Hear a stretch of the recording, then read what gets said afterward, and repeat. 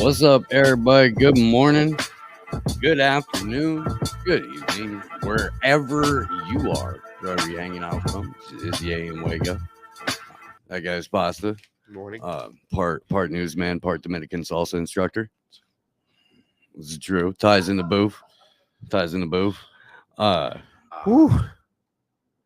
I just heard a weird What's that? echo. Did you mark yourself safe from See, toxic gas today, Steve? I have not been marked safe from toxic gas. No. I have not been, but I don't have a Facebook.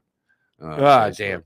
I have also not been marked safe from UFO distraction hoax. Is it a distraction, Steve? Yes, absolutely. Can we get Bob Lazar on to confirm? I would love to talk with Bob Lazar for about 10 minutes and then be like, really, dude? Because you don't have to lie to kick it. You don't. We're all friends here, Bob. We're all friends. You don't gotta lie. You don't. It's okay. It's okay, buddy. It's all right. I would say let's go hunt down Moby, but I would have no questions for Moby. I would only have full open hand slaps. Yeah. Not even like slap box, like the Moby slap the stuff. musician? Yes. Why? Yes. Wait. How did Moby get in this? Is there something to do with Moby? Moby's been running around for years, being part of the. First of all, saying that he openly collaborates with the CIA. That happened, and then saying, doing limited disclosure for UFO stuff. Got it. Moby just sort of inserted himself into that realm one day after being going on tour backed by a whole bunch of NGOs. Really? Yeah. See, This is when I wish I had on the soundboard the Space Ghost. Nobody cares, Moby. Nobody cares. Nobody cares. That would be great. Nobody. No one. What's your favorite Moby song? I don't have a Moby song. I couldn't. Really? Yeah. Dude, you got Karma Police. I mean, he's got some decent music. No, everything in its right place. No, all right. I don't even know what these are. I don't. I honestly don't. When Moby was breaking, that was kind of the shit that we openly made fun of and then continued to do so throughout our entire lives because it was, a ridiculous goofball who kind of looked like Powder. Remember from the movie? John Travolta and the albino kid. A little bit. Whatever. You put the glasses on him, you got he got Moby. struck by lightning and got powers or some shit. I don't know, something like that. We looked like that guy, and it was just like nobody cares, Moby. Nobody cares, Moby. I'm not. Nobody cares. But no one. But he reinserted himself into the. If you got to reinvent yourself, pal, you know what I'm saying, or reinsert yourself. He does look half alien. He does. He's got that going for him. Maybe he could be a bridge. But what we're seeing is not them aliens. No. Not them aliens. Well, I mean, I don't know, Steve. A newspaper guy here, ladies and gentlemen. U.S. jet downs a fourth object that was in today's morning paper. You got a hat? Today's morning paper. Also, by the way, there was a YouTube fucking commercial for a YouTube show at the end of the Super Bowl, towards the end of the Super Bowl. So,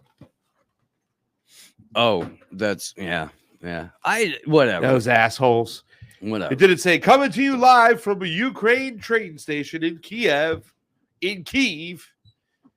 No, but they did have an advertisement. Join us after a mid-performance from Rihanna and a openly rigged ending to the Super Bowl for a special performance from Bono. You were working during the Rihanna show, and I know you didn't go back and watch it. I have a feeling, if I had to bet, I trust my people. You did not come back and watch. The streets are talking, Pasta. The streets are talking, and I listen to the streets, and I hear what the streets are saying. The streets are saying that Rihanna's performance, just about like 1999, mostly unseated, probably grown in Arizona. That was her performance. I'm a rude boy. Ty, 1 through 10, the halftime show, because I was like, I put like, well, that stunk, and I saw Hunter did like it, so I'd probably say 2. Yeah, me too. I gave it 2. No energy. Some people were saying that she was pregnant. She is pregnant. She is pregnant. All right, so yeah.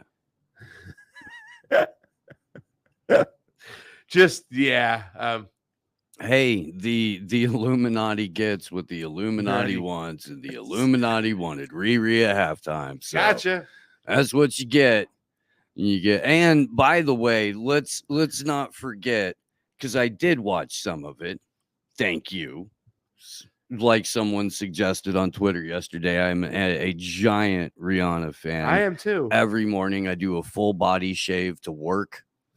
I ain't that much of a fan. It's a ritual that I go through each and every morning. I like smoking blunts like her. It's my part of my morning motivation. Do my daily affirmations. Then I stand in front of a full length mirror and I do a full body shave to work, and then I come in. Yeah, so you watched some. So I did, and what I saw was a bunch of people running out in hazmat suits. Pink hazmat. I saw all of Riri's backup dancers. Riri. In white also. They were in white. And then Riri is the red blood cell, right? And then there was like a sort of takeover of the entire immune system of the performance. It was interesting. Well, and I will admit, I mean, we had the Blunt Force Wisdom last night, where the sponsor for Teal's event, which was a whole lot of fun, came through, and there were mushroom chocolates and stuff like that there. Hey, and so when I was watching the whole, couple of clips of the halftime assholes, show, by the way, if you hear the buzzing, I'm sorry. When I was watching the clip, it did seem a little bit more like a little bit more like a ritual. Yeah, Mm. it was just a lousy, lazy, boring performance. Just, I don't know. Super Bowl halftime shows just Yeah. aren't the same without the titty. I know, right? They got that one time, and that was it. Stuff. Yeah. So, well, congratulations to the chefs. The guy who built my studio in my old place in Pasadena, Thank you, Janet Jackson. Janet Jackson. No, thank you, Justin Timberlake. Thank you, Janet Jackson, for consenting to that bit. Thank you, Justin, for making the poll. And thank you, Justin, for getting out of the way. Yes. For getting out of the way. For not blocking that titty. Dude, he was like side so everybody can see. Yeah. He was a clean poll. He had a stage presence. Yeah. I'm stage left. I'm not shadowing. Here we go. Boom. Nipple. With a very lovely titty ring. Yes. It was very lovely.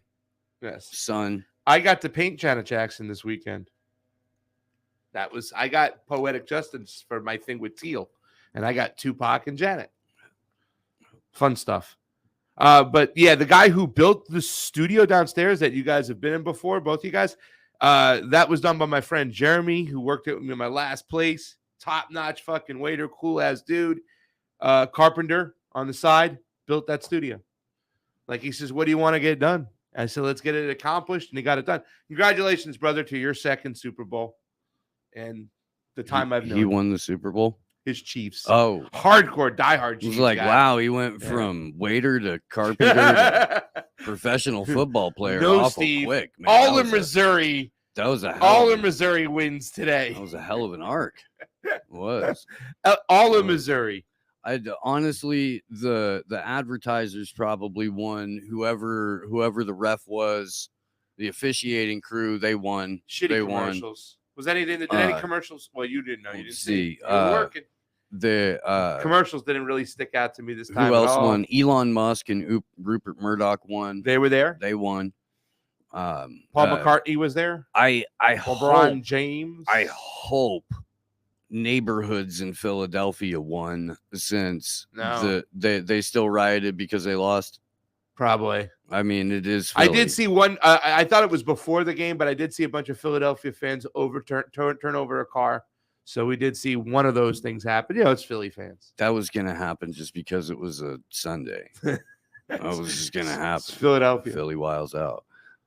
There's an Instagram comedian that had a video go hella viral last night where he smashes a TV and shit starts freaking out. And everybody's like, see, this is sports. And, you know, and then you're like, well, that's a comedian. And they're like, well, I've seen things that are kind of, sort of, somewhat like that before. So it's the exact same. And you know what? Here's the I thing. can tell you who did not win and who's not winning right now, and that is Syria. Beely's here, by the way. I know. And Syria isn't winning because they've had an awful earthquake and they have sanctions on them.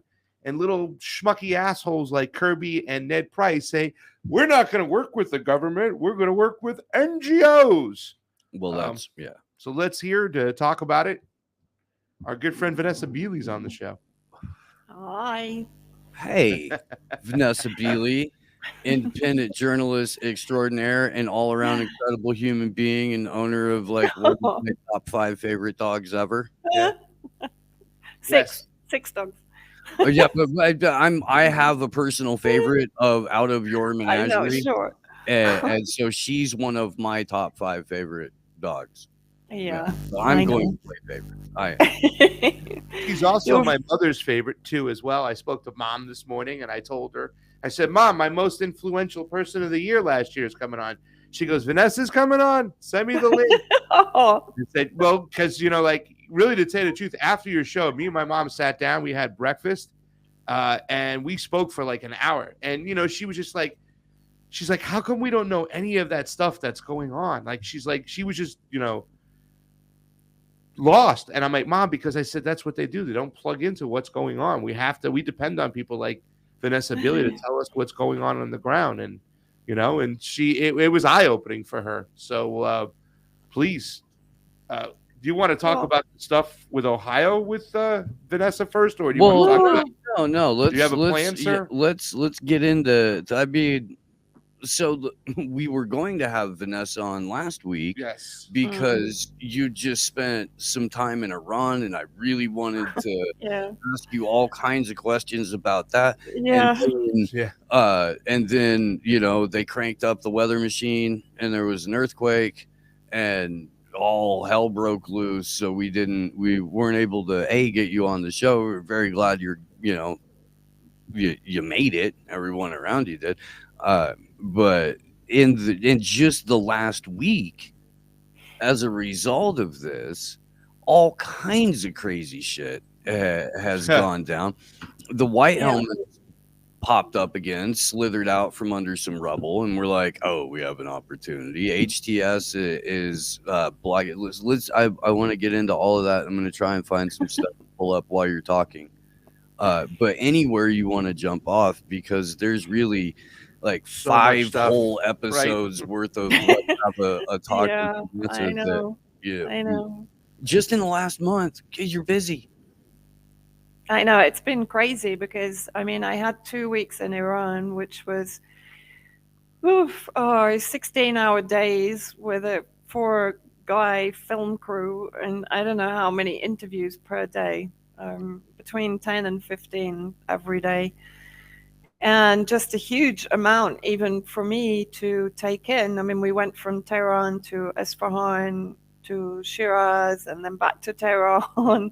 I went paragliding with like the top instructor in Iran, who's a woman, a very short lady. She won't mind me saying that, but she literally came up to my middle, I think. So that was quite funny having my first instructor trip with her behind me. But yeah, it was a bit of a crazy trip, and then literally I came back and I was just digesting all of that, and then the earthquake hit a week ago. Actually, I can't believe it's a week. Right. Oh, and yeah, I mean, I think the first 48 hours everyone was just in shock, really, because the enormity of the situation here in Syria. I mean, to give an indication, even the UN is saying there's now 5.5 million on top of, the millions in diaspora and so on, but 5.5 million that are now homeless as a result of the quake, particularly in Wow. northern Syria, but in Aleppo, Latakia, Hama, the northern Hama area, which is bordering Idlib anyway, and Jable, which is next door to Latakia on the coast. So Latakia and Jable on the coast, Aleppo obviously up close to northern Syria and Idlib, and Hama on the southern border of Idlib, just for people to get an idea. I mean, the earthquake was felt in Damascus. Where I am, I didn't feel it. But for example, the next suburb, they felt it. So it was kind of bizarre. I think we were in a bit of a protected zone here for some reason. Could be because we're closer to the mountains. I have no idea. But friends, again, Western Damascus, they all evacuated their apartment blocks. So that's even in Damascus. In Jordan and Lebanon, they also felt it quite considerably. And I think it's something like 90 years since the region or this region had something of this magnitude. And, I mean, the thing is, with a city like Aleppo, which had been under the occupation of the Western-backed terrorist groups for, I think, 6 years before kind of liberation. Well, east, west, northwest, south, all of Aleppo, really, the suburbs were occupied. And of course, in the old city, the terrorists dug vast labyrinths of tunnels underneath those houses. And so therefore, when the earthquake hit, those houses had no chance, basically. Because in central Aleppo, I was told today, I'm going there actually day after tomorrow. Mm-hmm. But I was told in central Aleppo, there isn't a huge amount of damage. But in the old city, there's a huge amount of damage. And there's talk, I think, of another potential 3,000 houses that could come down, that are unstable Yeah. there. Jable and Latakia, as I said, on the coast have been really badly hit. And also, what people don't, or what people probably forget is one, Turkey, of course, also suffered a tremendous tragedy. But, when you looked at the flight paths imaging the day after, you could see how isolated Syria was and how all the aid planes were coming, buzzing into Turkey. And Turkey hasn't gone through 11 years of war. It's waged 11 years of war, directly and indirectly via its proxy terrorist groups that are occupying Idlib and the northern border. And so Syria is very isolated in this tragedy because of sanctions. It doesn't have the equipment, the digging equipment, the bulldozers, the earth-moving equipment that, for example, groups like the White Helmets that were spawned by the CIA and MI6 in 2013 have been receiving equipment from the EU, UK, Qatar, UAE for years. So they have everything they need. Plus now, as you mentioned, the West has seen the opportunity to resurrect the White Helmets. They tried in Ukraine. Oh, the White Helmets are going to go to Ukraine. The White Helmets are helping in Ukraine, blah, blah, blah. But it didn't really work, because they had been so discredited by accusations from Syrian civilians of organ trafficking, child abduction, and then, of course, on top of that, the staging of the so-called chemical events terminating in Duma 2018. The entire event has been proven to be staged by the dissident inspectors who were actually on the ground in 2018 and who disagree with the final conclusions of the OPCW, which has clearly been corrupted and influenced by its Western backers to retrospectively provide the justification for US, UK, and French unlawful aggression against Damascus in 2018. And so the White Helmets were a damaged brand, and even the media had stopped mentioning their name. They were referring to them as the Syria Civil Defense, which is also completely fraudulent because there is an existing Syria Civil Defense that was established in 1953 inside Syria, not in Turkey and Jordan.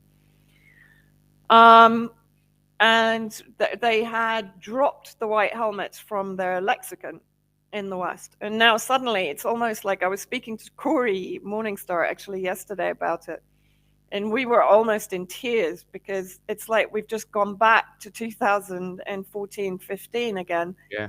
And Avaz are pushing them. They're being pushed for a Nobel Peace Prize, or we assume they will be. And it's like the media just disappeared the last 7 years and just began again with the whole narrative. It's extraordinary. And people are not even questioning it because they're getting blinkered by the whole earthquake narrative, right? And so the West, the White Helmets, all of their proxies and their assets that have been terrorizing Syria and occupying Syria for 11 years are suddenly being given a new lease of life. I mean, you've got Abu Muhammad Jolani doing visits to the scene of the earthquake in Idlib. The guy is the head of Al-Qaeda, by the way. I know they've tried to rebrand it as Hayat Tahrir al-Sham, and I know Martin Smith at PBS interviewed him and brushed his beard and put a suit on him. Oh my gosh, that was the weirdest thing. I know, right? I'm sorry to interrupt, to digress for don't just worry. a moment. I mean, that was such a surreal moment where, like, I know. PBS or 60 Minutes or something has a legitimate head chopper that they've, airbrushed, and he's like, "Hey, man, just look, terrorism. What even is that anymore? I mean, we're like a social club, and it's just." I mean, it's extraordinary. And I mean, it's not only what he's done as far as violence and war crimes and heaven knows what, but he's also embezzled millions, if not billions, from this war. And I mean, that's a very well-known fact, right? He's profited enormously from this war. I mean, even his kind of mates in the terrorist groups hate him for that, because I don't know, he has various hotels in Turkey and houses in Turkey and so on. Yeah. So the guy has done very well, thank you very much, out of the war, as well as having chopped a huge number of heads and, led campaigns of persecution, crucifixion, torture, detainment, etc. of Syrian civilians. And here you have the guy, I mean, he was recently filmed kind of promising the Christian communities that they would be safe under his leadership and so on. That's after, of course, the White Helmets have desecrated the majority of the Christian churches in the northwest of Syria. In Yaqubiyah, for example, they stole all the crosses and all of the artifacts and traded them probably into Turkey. But and the fact is, I mean, of course, there's evidence coming out now that the humanitarian aid that has been going into Idlib via the Bab al-Hawa crossing is nothing more than a trading post for Al-Qaeda and revenue for Al-Qaeda, for Jolani. And we're seeing that now. We're seeing like one armed group taking the humanitarian aid and then another one stealing it back. I mean, it's on video, for heaven's sake. And we have it's in the bottom of the doc, Ty, if you just want to pull it up without show this volume. Yeah. And Vanessa can walk us through it a little bit. This is disgusting, by the way. It's just gross. And they've been GoFundMe and the other payment processors have been withholding aid. You're right, Corey's right. It is 2014, 2015 all over again. And if you look around what independent media is primarily concerned about, it's 2014, 2015, 2016 type stuff. Maybe if they branched out and expanded a little bit, they're talking about things that happened 4 years ago. And it's, everybody just sort of went into this. I don't want to say reset mode because it's a little, I don't know, it sounds almost like trite, but it seems like people just got wound back. Yeah, totally. Let's run this and okay, which one is this? Okay, no, this is actually because one of the big headlines in the Western media, corporate media, has been that President Assad has been preventing aid getting from Damascus to Idlib, which is under the control of Al-Qaeda, which is known to be an asset of the US. Jake Sullivan put that in an email to Hillary Clinton in 2012, and Ambassador Jeffries to Mike Pompeo described them as a US asset in Syria. And of course, Brett McGurk, Idlib is the biggest Al-Qaeda haven since 9/11. So it's a known fact. It's not. This isn't a conspiracy theory. I'm not making this up. It's been admitted to. And so this is how they distribute humanitarian aid, right? So it's just a free-for-all. It's not being distributed at all. It's as far as I can see. I'm trying to see what that is. I think it's just bulgur wheat by the look of it. I don't know if it's cooked or it's. I'm not too sure. Yeah. But this is definitely not, considering that, I mean, literally the West has pledged millions to this Northwest pocket, right? So there should be some degree of organization and there should be some high level quality humanitarian aid coming in here, because it's sanctioned by the West. Sorry, it's allowed by the West, not sanctioned. We're sanctioned, they're not. And so Al-Qaeda and the White Helmets are not sanctioned, but real Syrians living under Al-Qaeda and the White Helmet occupation, of course, are not receiving the aid that is coming in. It's being pilfered by the various groups and then sold off at extortionate prices to those Syrian civilians, which has been the MO in all the occupied areas, from Madaya to Aleppo to Homs to Ghouta. And of course, as I was saying, one of the big headlines in the West is that Assad is preventing this aid. Well, the reality is that Jolani and Hayat Tahrir al-Sham, which is, of course, Nusra Front, which is, of course, Al-Qaeda, are the ones that are preventing the convoys coming in from Sarakeb in southern Idlib into northern Idlib. And we heard today and yesterday from people on the ground in Idlib that they're wanting to charge $10,000 per truck to enter Idlib to bring aid to the earthquake victims. Now, you have to remember that the White Helmets work alongside Al-Qaeda. Many of the White Helmet leaders were known to be Nusra Front leaders. So they can't be divorced from Jolani and HTS or any of the other terrorist groups that are withholding or are stealing or are profiting from any humanitarian aid that's coming into Idlib. The White Helmets can only operate with the permission of the armed groups in whose area they're working, they're operating in. So, for example, in any area that Nusra Front controls, you're not allowed to film without permission from Nusra Front. So if the White Helmets are filming, they have permission from Al-Qaeda to film in that particular area, right? That's logical. And so this kind of bullshit headline that Assad is holding up deliveries, that he's preventing aid coming in from the north, that Russia is vetoing aid from the north. No. Actually, Turkey has stopped the aid coming from the north because apparently the roads are so badly damaged after the earthquake, right? So the extraordinary thing is that there's a whole convoy waiting to go into Idlib, and it's being prevented by the US asset in Syria, HTS. On top of that, the US has made this ridiculous gesture that it will lift sanctions on Syria for 6 months. Okay. Mm-hmm. But it will not work with the government. So I'm not quite sure how that works. Then it hasn't opened bank wire transfers, so no one can transfer money from outside into Syria. Remember that the US has around 2,000 military, probably more, inside Syria with helicopters, with probably heat-seeking equipment. They haven't moved from the northeast to go and help, either in the north or in the northwest. They haven't budged an inch, right? At the same time, pull those tanker trucks full of stolen oil and get that, get those. Yeah, no, that's moving. That's still going out. That's fine. They got stuff to do, Vanessa. They're busy. Yeah, I know.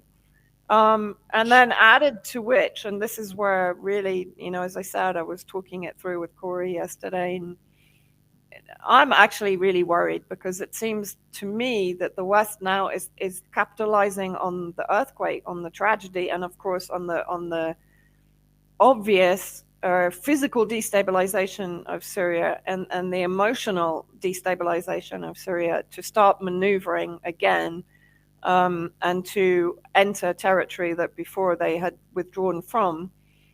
We had an ISIS terrorist outbreak from Raju prison, which is in the north of Afrin, so it's under control of Turkish intelligence.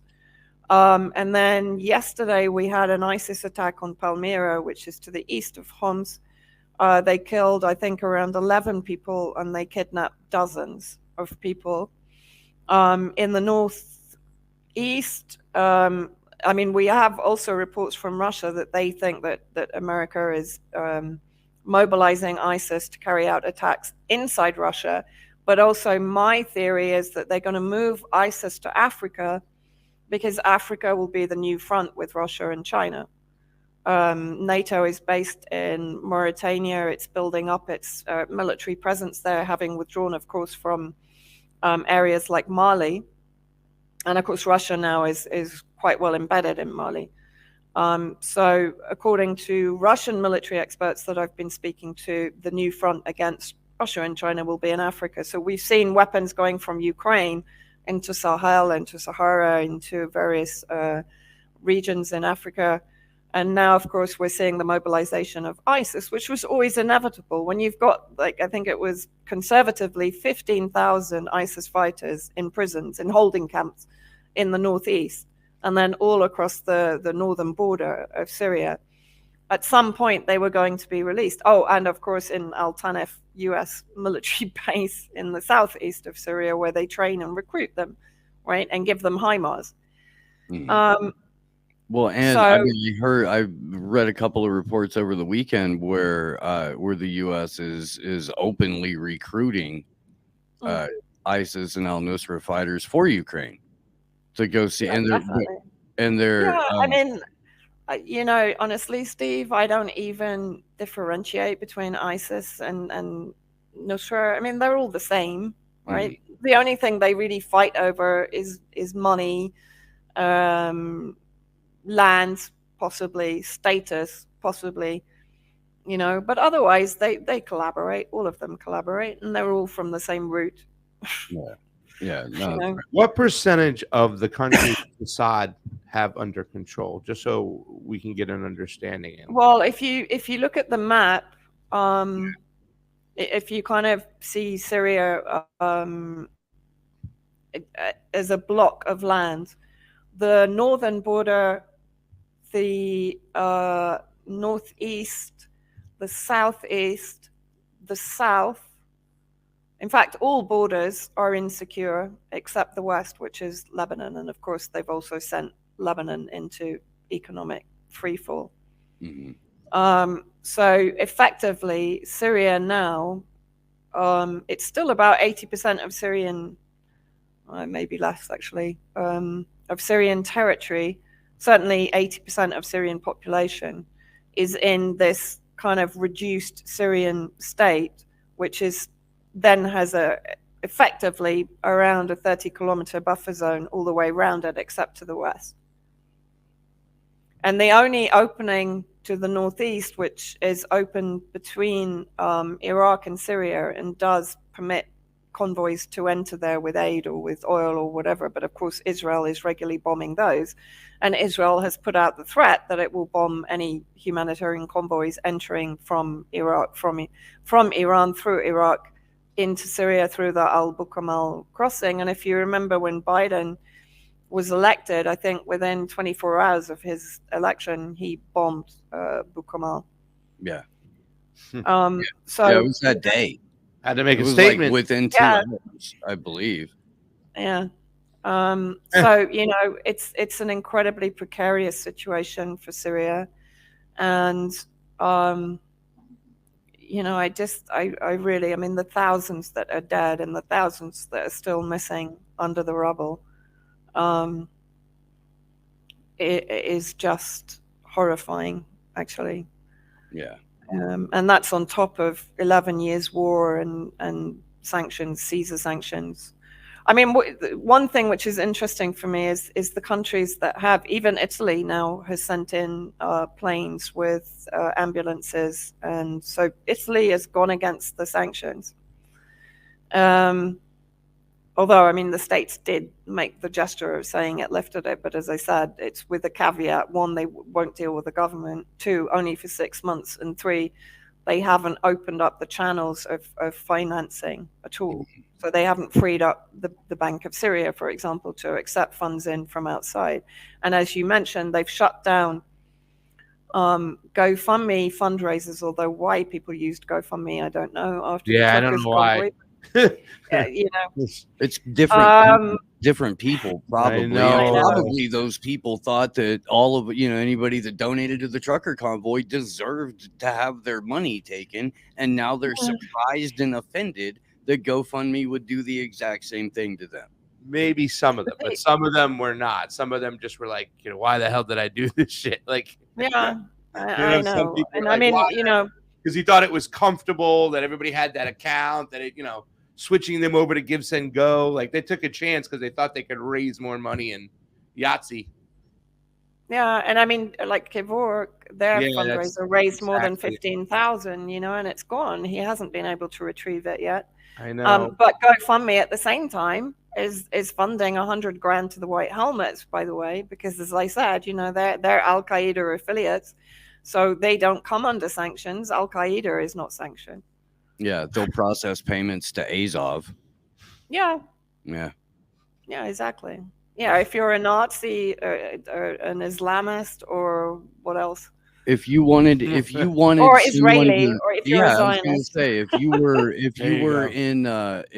in you know, the US and you wanted you to claim your settlement, you could go on GoFundMe and you could have strangers sponsor your trip to go claim your new settlement and go, you know, bash a Palestinian in the head and kick a family out of their house, have it demolished. You could do that, and they'll have pretty no much. problem with that. Yeah, None yeah. whatsoever. Pretty much, yeah. Ridiculous. I know. And I mean, the extraordinary thing is, I do have to say also, it's not only Western media that is making a play to resurrect the White Helmet's reputation, but also like many other people are sharing their videos and their photographs and so on. And it's like people have just, I get it that a tragedy like this kind of takes over rational thinking. But guys, after what the White Helmets did to Syria, please, you know, even RT did it on an interview with me, and I pulled them up on it. Yeah, we were driving back from the show I do on Sunday nights in North Vegas, and my neighbor, my co-host Sarah Teal, we were talking about some of this, and she had no idea what the White Helmets were because she had just missed that whole arc. So the whole way back from North Vegas, I'm explaining to her, and we were kind of coming down from mushrooms because that's what that particular show was. And it was a crazy talk. It really was. Yeah. The White Helmets, wasn't there a deal made between Netanyahu and Trump to get the White Helmets out of Syria?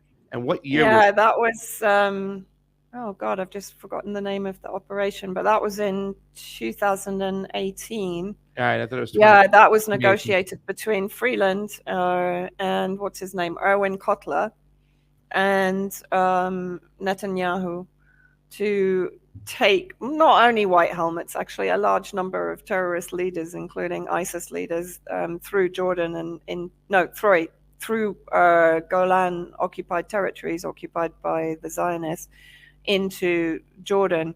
And there was a Jordanian MP, Tarek Khouri, who actually later said in Parliament in Jordan that why on earth have we still got these White Helmet terrorists in Jordan? Why don't we send them to Syria to stand prosecution for terrorism? Yeah. Most of them are in Canada. I think Canada took 117 of them. I can't remember exactly how many got out. I think around 400, something like that. Britain took quite a large chunk. The States didn't take any. Can't think why. Yeah. You want to hear something funny? Like, they were worn out after all that negotiating, Belia. They were just fresh out of energy to take anybody back. Do you remember the budget of sorts that Trump vetoed at one point, but they had enough to push it through? The things they were complaining about on that bill was like, they're giving money to Jordan to build a wall, but we don't get money for that over here. I'm like, well, okay, let's pause for a second. You know why they're giving them money to build that wall? To keep the terrorists that they're funding out. That's how they made an agreement with them, guys. Wake up. Yeah. And Trump Trump claimed a lot of things, actually. I mean, he claimed that he was getting out of Syria, and then Britain engineered the Khan Sheikhoun chemical attack. So he was like, oops, I better stay here.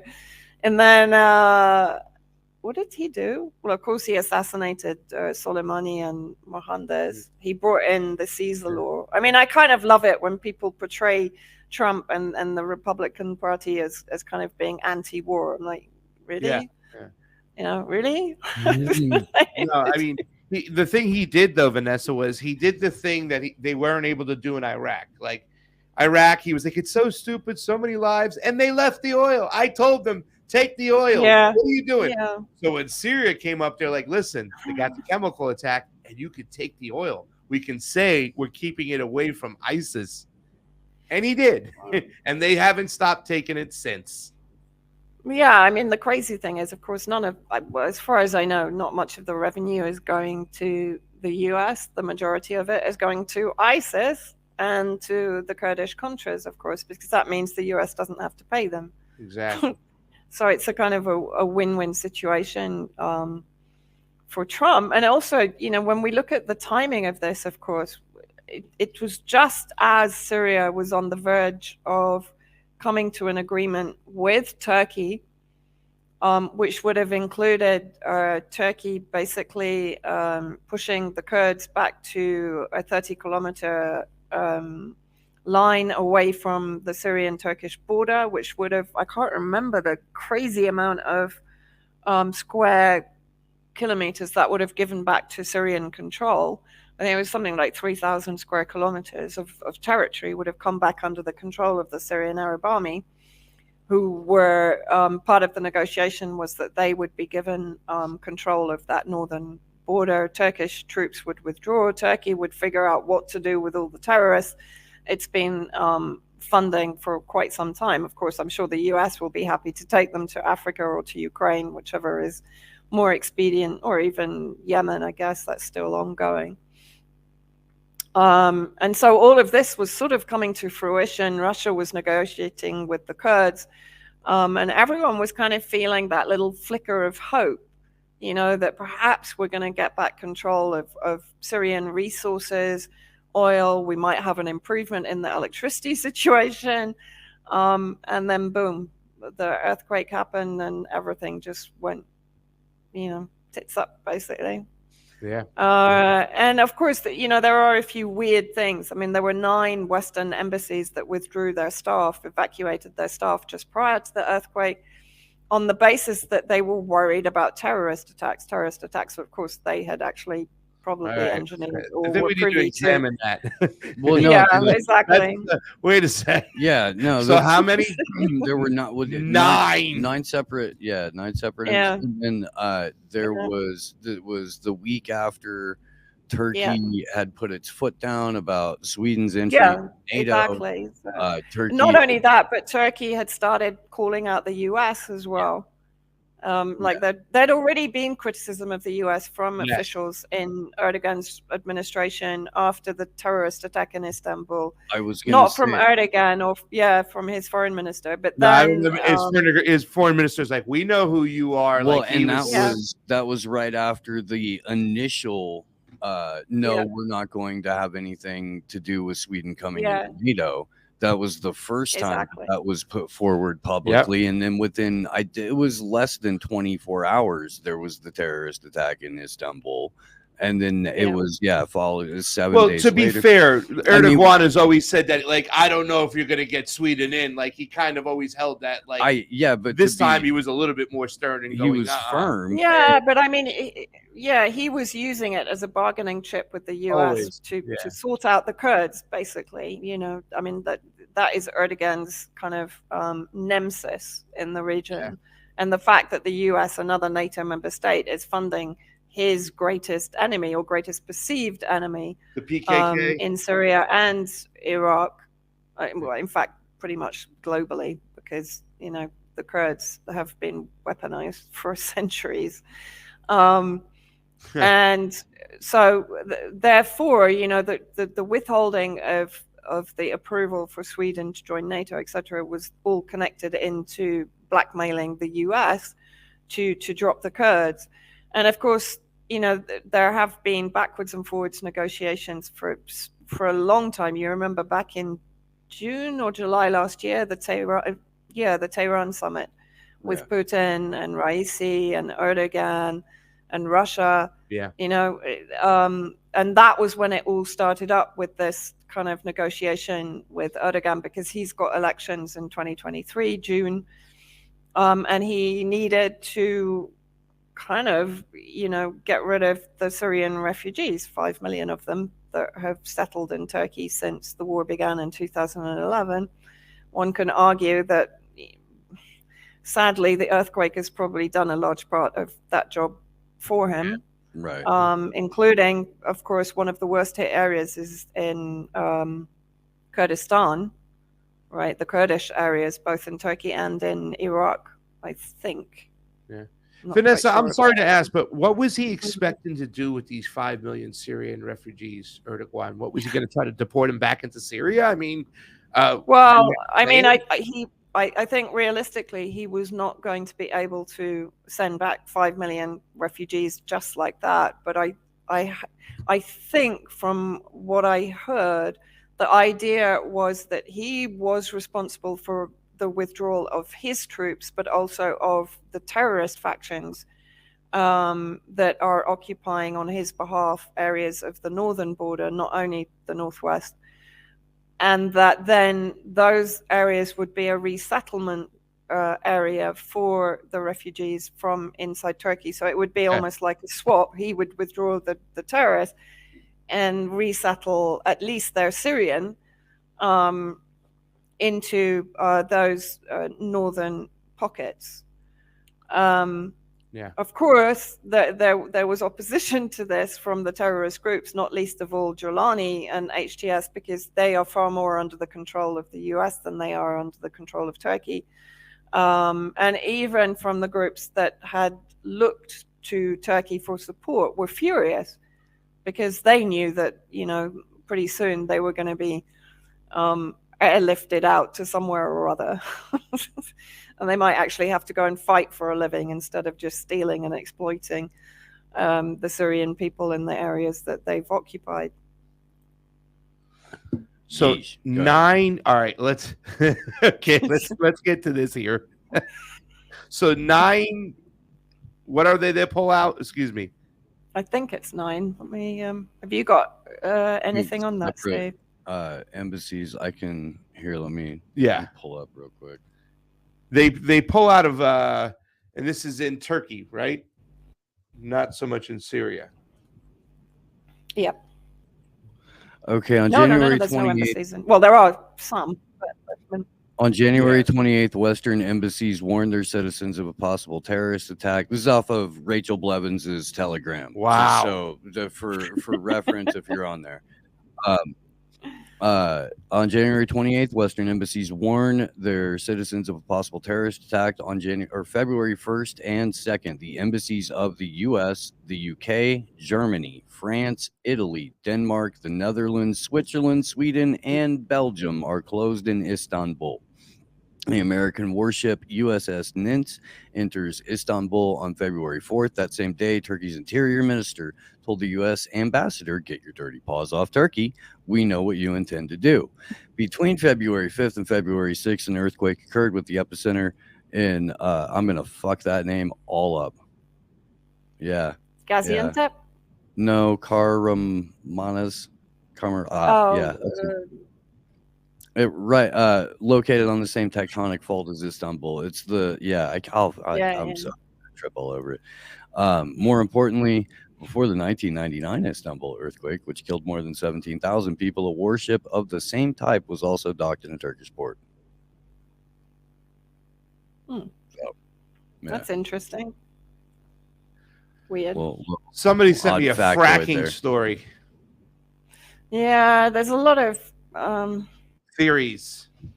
Yeah, there's a lot of theories kind of floating around. There's also Syrian engineering specialists who are claiming that Erdogan's kind of hydro hegemony also was responsible because he was storing vast billion cubic meters of water stolen from Iraq and Syria.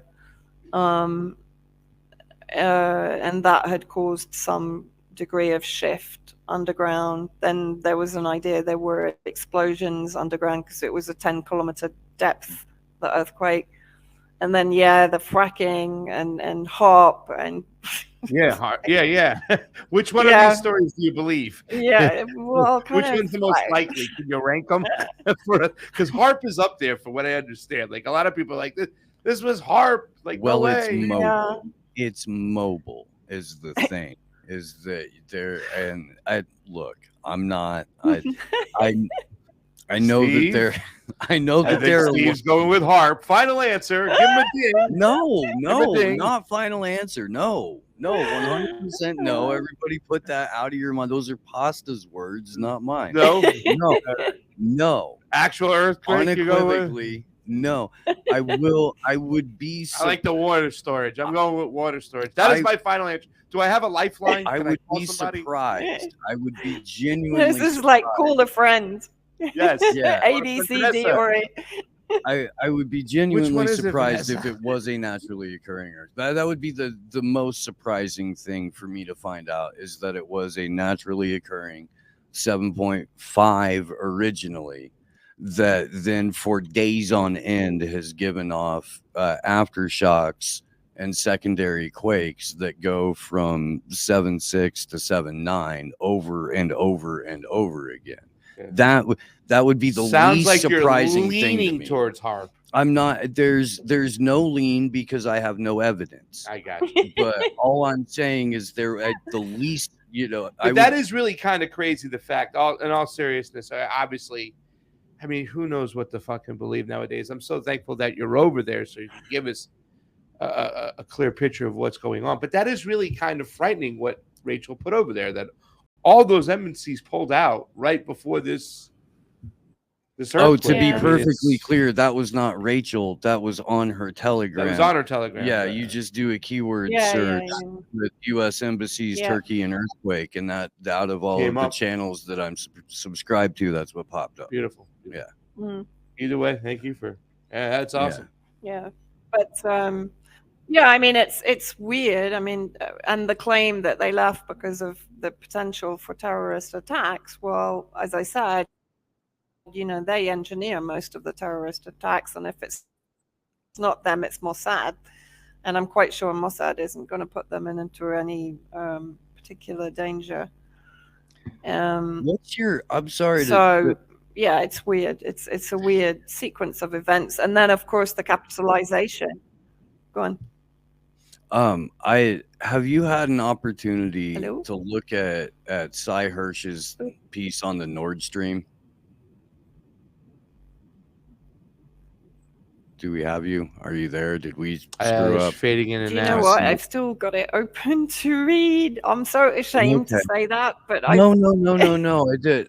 It like the morning it broke, we were trying to go Oh. through it just a little tiny bit, and then it took me I had to go ahead and not do a couple of other things just to sit with it, And, So that to me, it's don't get me wrong, it was amazing, right? But it is something I think, Steve and Vanessa, that a lot of people already kind of suspected. A lot of people were like, yeah, we kind of already thought for sure that the U.S. blow it up.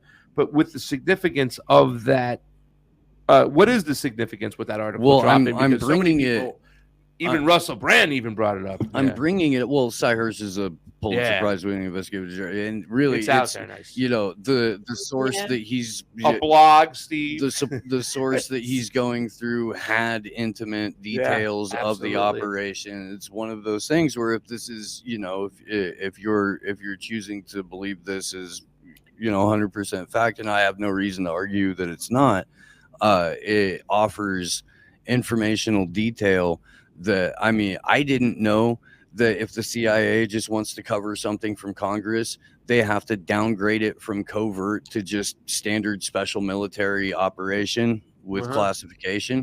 I didn't know that. That bypasses the whole congressional read-in process. That was, I like the way the CIA took advantage, or the military industrial took advantage of Biden opening his mouth. Yeah. And they were like, oh, okay. Well, he technically disclosed this operation, Exactly. so we can downgrade it, and therefore we don't have to read in Congress on it. It's it's just great. But I'm bringing it up to point out that they had tried to do a delayed event mission that was in clear retaliation and an open act of war, and something that would ordinarily get their asses kicked across the international community, and sometimes with bombs. With what happened in Turkey, with everything that led up to it, with all of the multiple different spheres of influence and leverage, and the particular, I guess, geopolitical significance of the area, period, it doesn't seem outside of the realm of possibility that instead of naturally occurring earthquake, there was something, hinky afoot. The disclosure of the Nord Stream operation does kind of allow for a couple of different avenues of investigation for independent journalists and researchers that some of us may not have had or been aware of before. So that's kind of why I was trying to introduce it. I don't know how much time you I have. mean, I think I really want to know no. what was going on in Iran too. But let's have that Yeah. for a minute. I mean, I guess my only slight niggle is that when the attack happened on the bridge,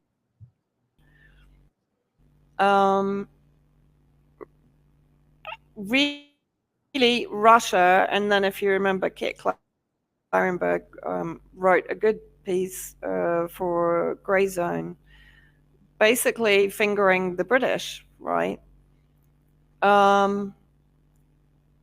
So I guess my question mark over it is, how do the two tie together, and why has suddenly this come out again with anonymous sources to basically pull the attention away from the British and onto the US?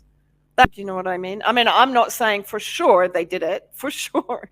I don't have any question over that, but I'm just a little bit, I guess, questioning, is there a need to highlight the US involvement? Is there a need to suggest that it wasn't a deep state operation? It was kind of a legitimate, above board, overt naval operation. I don't know. I just have slight... I mean, Hirsch has always been a little bit against putting the blame on intelligence services. He did that also in Syria a little bit. And so from that perspective, I would still kind of, for sure, the US and the UK were involved in the attack.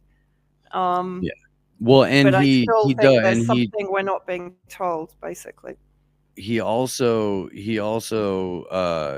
you'll read it, but he also discloses that Norway's, I believe, Navy or Air Force, Norway's military was involved. The governments of Denmark and Sweden were informed. They used the Balt Ops joint naval exercise in last summer as cover to plant charges. So there's a couple of different ways to look at it, in my opinion, and I'd like to know what yours is, and in kind. But the U.S. has long been the U.K.'s muscle. America doesn't really run shit. We're just we're in charge of throwing around the weapons right now.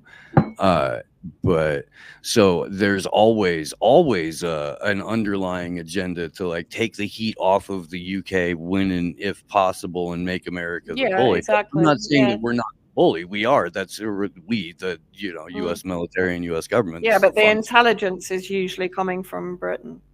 Yeah, or Israel. And so trained by Britain. Yeah. And so the US is the bully, sure. But so there's that. Let's take the heat off of the UK. There's also, it looks like every time there's a disclosure like this, it's just a full original NATO show of force.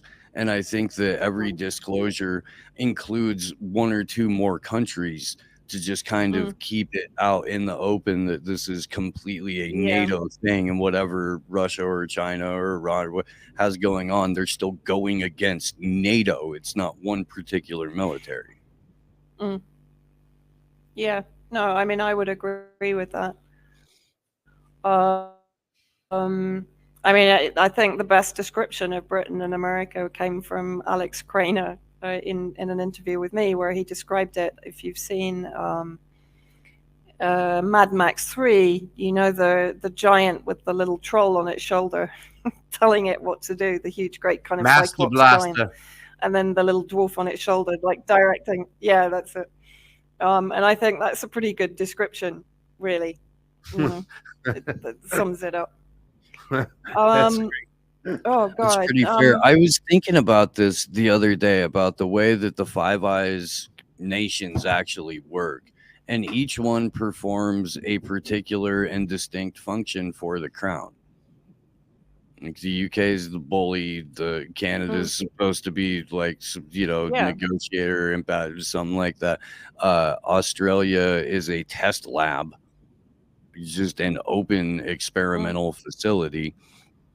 And New Zealand is kind of where they're Canada, my God. I mean, yeah.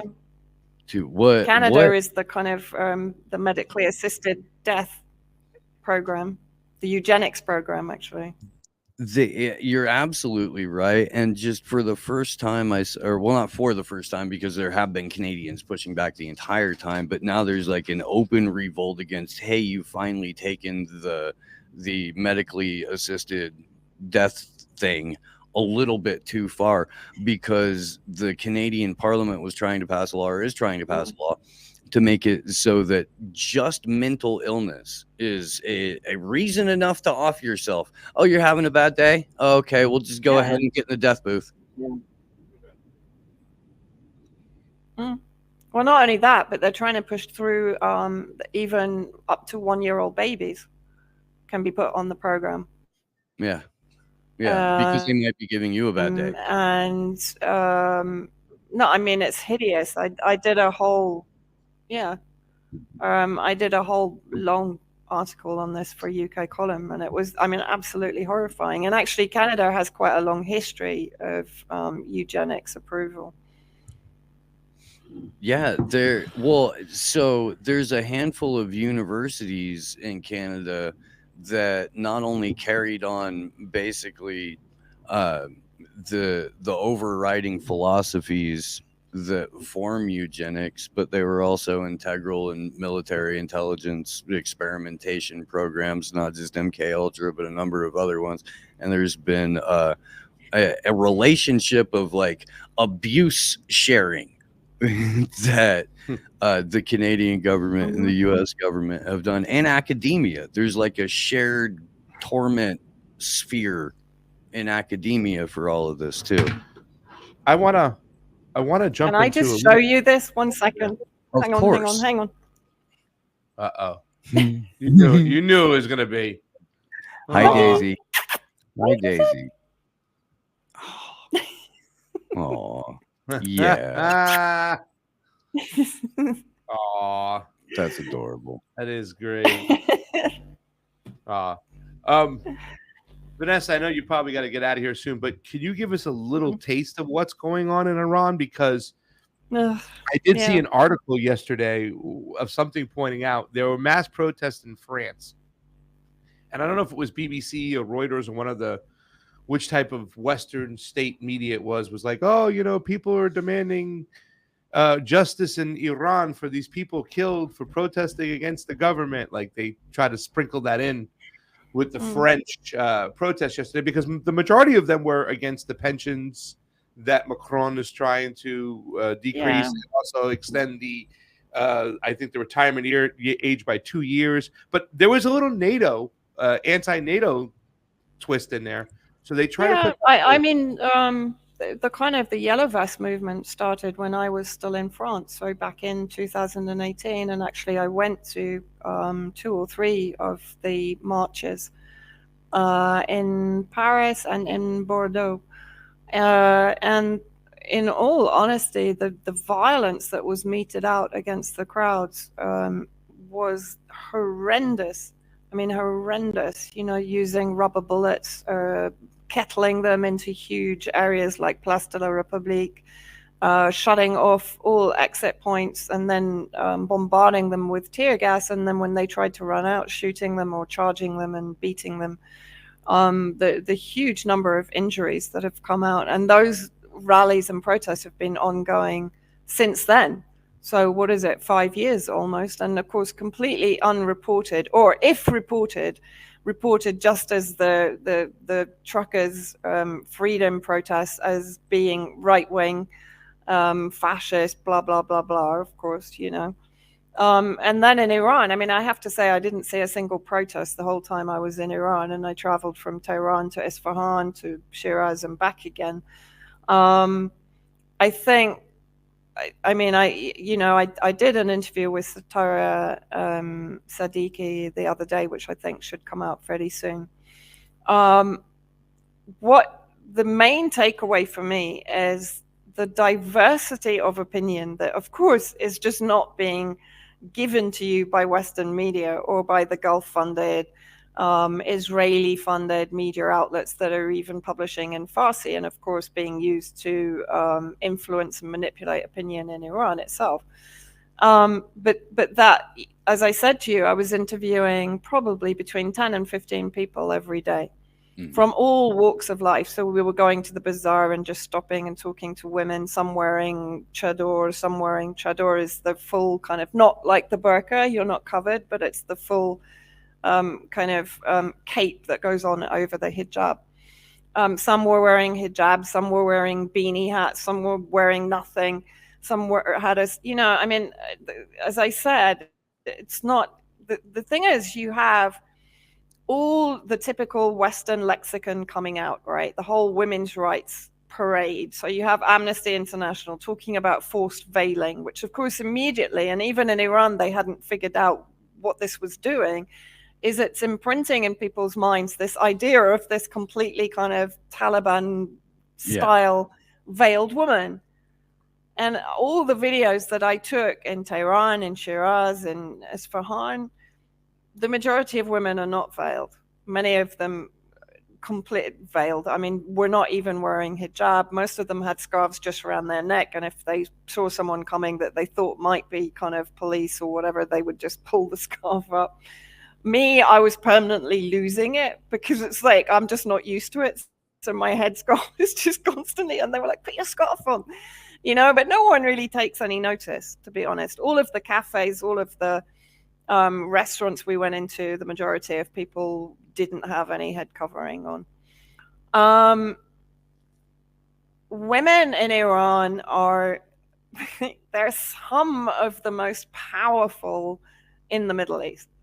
I mean, you don't mess with them, right? And so this entire narrative of these kind of poor, oppressed females is just hilarious because the men are terrified of them. One, they're incredibly well educated. They're terrified in LA too of the Persian women there. Yeah, this is pretty universal. I don't know if anyone's ever been to Wisconsin, but in the 70s, there were a ton of Iranians that fled in 1979, and they all went to like Madison, Wisconsin. That was one. Like Dearborn, Michigan was a relocation zone for Somalis. Like, okay, so there was a huge Persian settlement in Madison, Wisconsin, and oh my gosh, man, you don't mess around. LA was. I mean, they're amazing. They're opinionated and they're powerful, And the way the West is. I would just say, if anyone's in San Francisco, I do have a friend who's from Iran who has a business called the Angry Persian Gardener, and she is fantastic. She is fantastic. Yeah. But yeah, they are. I mean, when I was there, I went to basically a Women of Influence conference, but I went to the salon where all the female entrepreneurs had established amazing businesses, and what all of them told me, whether they were hijabi or whether they were against, many of them were hijabi, but were against women being told what to wear, for example. That was a very kind of large percentage of the people that I spoke to. So they were hijabi, but they were wanting reforms towards dress code in Iran. But they were equally also against Western interference and the whipping up of violence, which is a thing in Iran. I mean, the majority of those killed were actually, just as in Syria in 2011, the majority are the unarmed security guards and young guys that were trying to maintain security at the protests and so on. And I spoke to families of those killed and kind of got the story, which of course the BBC is not going to be telling you in the West, right? No. And so what these women were saying to me is that, what is sickening about this is that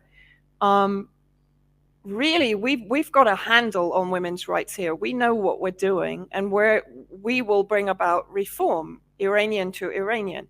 We don't need the West condescending to us, or actually putting the government in a position where it has to become more hardline because it's under attack by the West, right? You're actually degrading our progress and our efforts to make the changes that we want in 2023 in Iran. So this was a very strong message from these women. And then, of course, what they also said was, and also, if you believe in the progress of women's rights in Iran, then lift sanctions. Why are you putting sanctions on this country? Because sanctions will always inhibit any possible social, political development in a country, right? Or economic. So this was a very powerful message that I got from really all walks of life, from the poor to the middle class to even the upper class. The upper class are actually, or rather, the nouveau riche are the ones that are pushing hardest, by the way, for regime change in Iran. So those that got rich since 1979 are now pushing for the Pahlavi, the Shah son, to come back. And part of my trip was to go to one of the Shah's prisons and to speak to a former prisoner pre-1979 and to talk about the torture that was meted out, trained, of course, by Mossad and United States in waterboarding and some really horrendous torture procedures. I mean, Abu Ghraib stuff, right? Mm-hmm. And, his response was, people have forgotten history. They've forgotten why we had the revolution in the first place. So for me, of course, it's the typical situation where you have a country which is incredibly wealthy in resources. Fuel is 5 cents a liter. Just like, I nearly died. It's like I would just buy a tank in this country because nobody cares, right? Right. They have natural gas. They have huge gold resources still. They have minerals. The country is vast. You have jungles in the south. You have sea. You have mountains. You have skiing. You have desert. You have everything. It's an incredible country. So of course it's in the crosshairs from a globalist, capitalist, resource grab point of view, right? And it's bordered by hostile or relatively hostile countries that are also under the influence of the United States. Yeah. So it's a precarious time for Iran, and of course also because Iran is the head to some degree of the resistance arc. Yeah. From Iran to Iraq to Syria to Lebanon to Palestine. So for Israel, it's important for them also to cut off the head. And that, of course, is why Israel is involved in Azerbaijan, supplying the weapons to Azerbaijan, because it perceives if it can annex the territory of Armenia, of course, that puts it directly on the border with Azerbaijani proxies, who are also anti-Russia, of course. On the border with Iran. And while I was there was the attack on the Isfahan ammunition or military factory, basically. So, Azerbaijan and Armenia is a whole nother story too, man. It's yeah. The relationships there are kind of weird. Armenia trying to figure out what they're trying to do, who they're going with at times. And it kind of seems like they have a want and a need to make sure they have a relationship with the West, but they still look to Russia to make decisions sometimes, it seems. It's very odd. Yeah, well, the leadership in Armenia is not really, it's not conducive to the good health of Armenia, basically, as far as I can figure out. The Azerbaijan situation is again very threatening for Armenia. It doesn't really matter where you look in the world at the moment. Yeah. There's some shit going down pretty much everywhere. Iran, I kind of hope they will come to some kind of agreement and put reforms through, and don't entrench too much because they perceive everything to be influenced from the West, because I don't believe that. Of course, there are people that are funded and, like the activists in the US that are really pushing hard for more sanctions, more of this. And those are to be discounted. But there is a genuine grassroots desire, particularly among female communities, students, and so on, academics, for some degree of reform. And another thing they told me was, look, the hijab is a minor issue. Really, it's minor. What they want to change is, for example, the law that they can't leave the country without their husband's or their father's permission. This kind of stuff they want to see changed, right? The economy is a big deal for most Iranians, although I pointed out to them that the economy looks pretty damn good to me. Food is incredibly cheap. Everything is, if I could have brought 100 carpets back with me, I would. I mean, the costs are ridiculously low. Yeah. And there's Iranian supermarkets in Venezuela. Like, they've, you know what I'm saying? Yeah. They're like, yeah. Wow. Yeah. Amazing. They have everything. I want to go one day to Iran. I've always wanted to. I want to check it out. Like, I've heard it's amazing. It's a beautiful country. Yeah, beautiful. In terms of aid to Syria, has there been attacks on the Hezbollah convoys? Because I know that Hezbollah was sending aid for the earthquake. It's arrived today, actually. Yeah. Okay, so are they? Hezbollah. Go ahead. Sorry, what? No, I was going to say, I mean, are they being allowed to, are they getting in without being fucked with? Is Israel, because Israel usually Israel would bomb that convoy. Yeah, no shit. Yeah. They have entered, they entered, I think, today, with rescue teams and equipment. And prior to that, they had sent in aid from Lebanon, but I think because it came in under if I remember correctly, it came under the auspices of the Lebanese government, who found a bit of a loophole in the Caesar Act. I can't totally remember what it was. It's on Marwa Osman's Telegram channel. And Hezbollah entered today, as far as I know.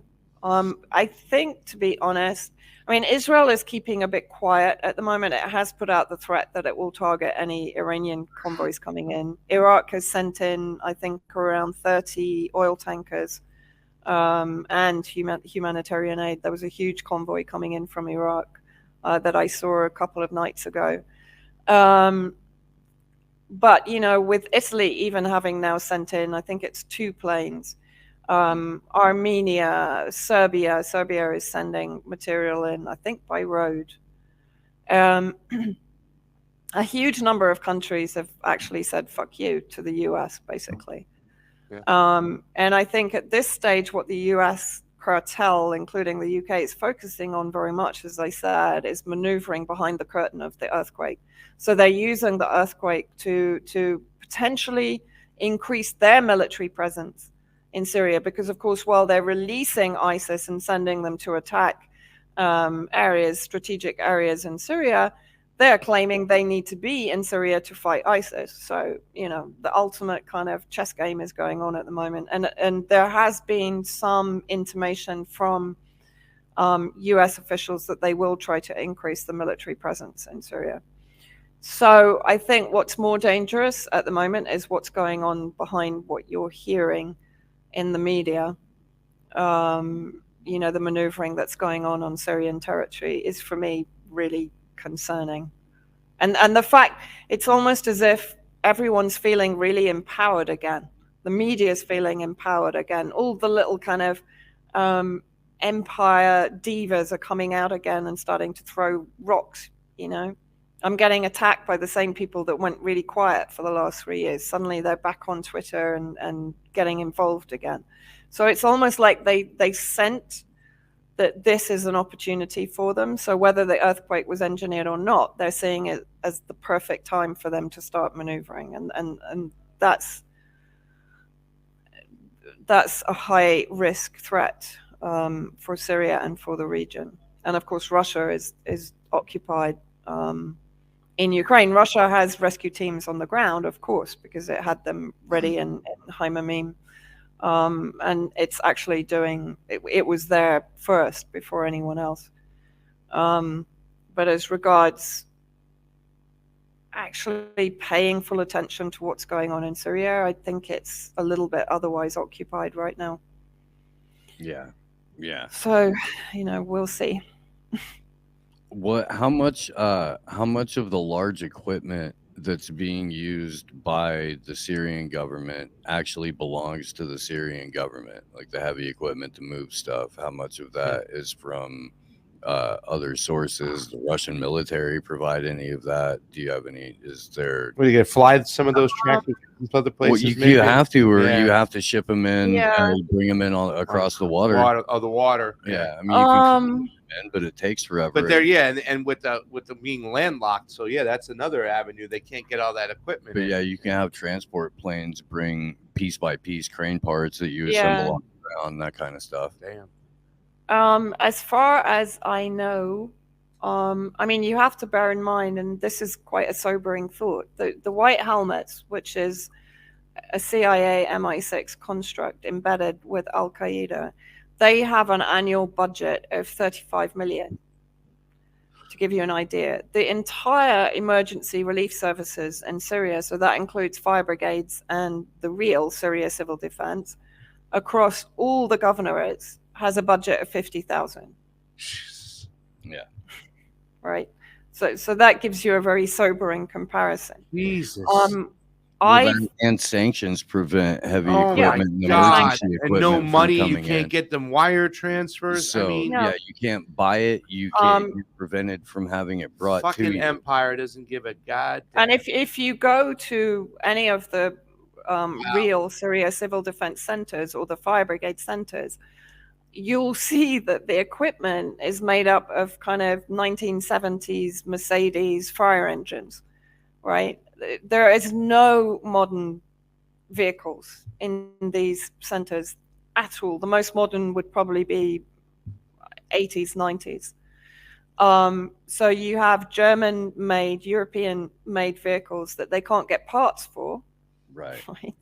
So a lot of them are even out of commission because they simply can't repair them or get them running again. Or, of course, the terrorists actually targeted the real Syria civil defense centers. I mean, I was in 2 of them, in Aleppo and Damascus, when they came under attack by sniper and mortar fire. And so everything that was damaged has I was gonna say, this is a specific thing that U.S. sanctions will do, is that they'll ban individual items from being sent to the country. So they'll prevent you from doing any sort of critical repair on heavy equipment or any sort of like key infrastructure repair. They'll ban specific tools. It's crazy. Yeah, that are only made by like specific people. There's nowhere else to go get those. Exactly. It's disgusting. And the same goes for the medical sector. Well, they'll claim that they've excluded humanitarian sectors. It's not true. You know, the hospital sector or the medical sector in Syria is decimated, partly because of the war, but majority because of the sanctions and the fact that they can't even kind of bring doctors in from outside. They can't bring equipment in from outside. And yet, when we entered, for example, the terrorist hospitals that were established by Western NGOs in areas occupied by Al Qaeda, we found like absolutely state-of-the-art MRIs and modern sophisticated hospital equipment. So Idlib has, it's packed full, if they haven't sold them off, of course, on the dark web. And the White Helmets had a YouTube channel dedicated to the equipment that was coming into them at one point. I tried to find it because I had actually kind of subscribed to it on YouTube because I was keeping tabs on it. So I need to go through all my subscriptions, which are quite a few. I think I'm up nearly 1,000 now, so I'll have to go through them and try and find it. But there was a channel dedicated literally to the heavy lifting equipment, bulldozers, diving equipment, etc., that they were getting in from outside. And if you look at their budget with US aid alone, 2022, and I have that available, I think it was 25.5 million for heavy equipment. So that's just 2022. So that is, they were established in 2013. So that's 7, 8, 9 years worth of heavy equipment, 25.5 million. Let's say year on year, they had pretty much the same budget coming into Idlib. And here they are putting out appeals for heavy equipment. Yeah. How does that work? You know, they get the money because they work for the people who print the money. Yeah, so, exactly. And they have endless supply. And there's no accountability. I mean, it must be the only NGO that has never had to provide an audit. Yeah, I mean, I don't know if there's no transparency. I'm sure the NED doesn't, right? No. Right. No. I mean, nobody knows where the money is going. Nobody knows. And that's why the Dutch government shut down funding in 2018, because it said there's no accountability. Yeah. And there's no guarantee that the funding isn't going straight to the pockets of Al Qaeda. So, if you're trying to facilitate criminal activity throughout that region, of course a lot of that money is going to go to Al Qaeda. You've got to be able to ensure, safe passage or a healthy and enduring partnership in the White Helmets case. Well, and also, as with Al Qaeda, where does Raid Saleh, the head of White Helmets, where does he live in Turkey? How much did his apartment cost? How much does his vehicles cost? How does Farouk Habib, who's he used to be the finance manager, how does he get property in Quebec? Nobody's asking these questions. Nobody's asking how they get salaries. What's Le Misery's wife up to right now? Oh, Emma, my friend Emma. Your pal. Oh, dear Emma, yeah. Well, I presume she's preparing the drama series with the BBC to further iconize James and Emma. I did ask if Kate Blanchett can play my part, if they're going to have me in it. There you go. There you go. Yeah.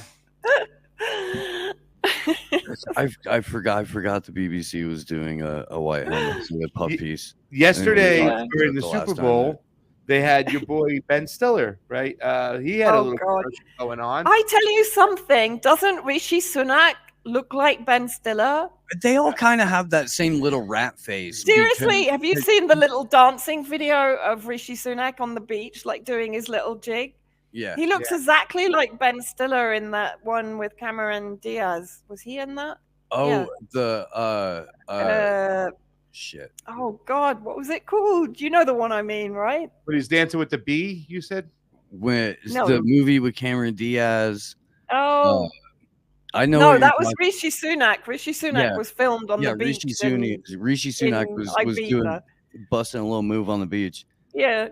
Yeah. With his swimming trunks on, and he looks exactly like Ben Stiller. And then the images of him with the helmet on with Zelensky was just too much. Oh, I was just like, what the hell is going on? My first tweet that I edited, I do sometimes edit my stuff and don't just post my first thought. Sometimes it does happen. But I was like, dude, so there's a lot of open hate going on in just that picture. Like the people who put those helmets on them openly hate them. You know that they do.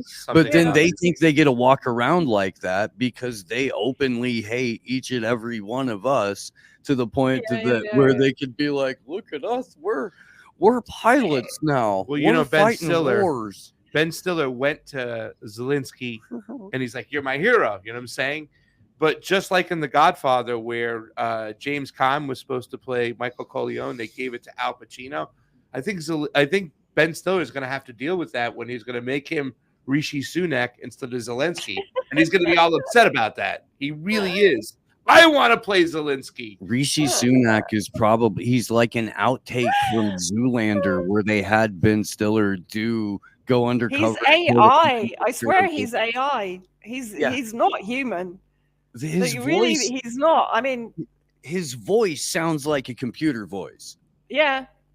Well, he is the CBDC guy. And if you saw that picture, I don't know if you saw it, Vanessa. We played it the other day when Vedmore was on the show.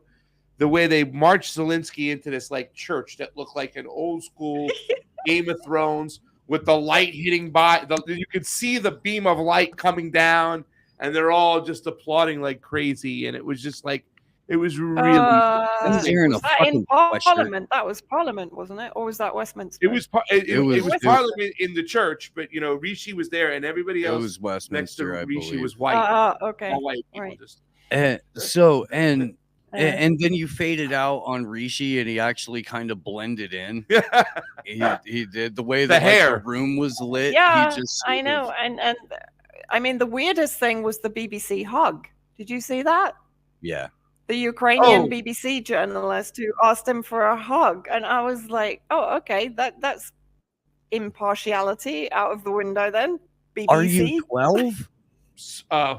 Did you have a bad dream and you need someone like what the heck? Zelensky and Macron?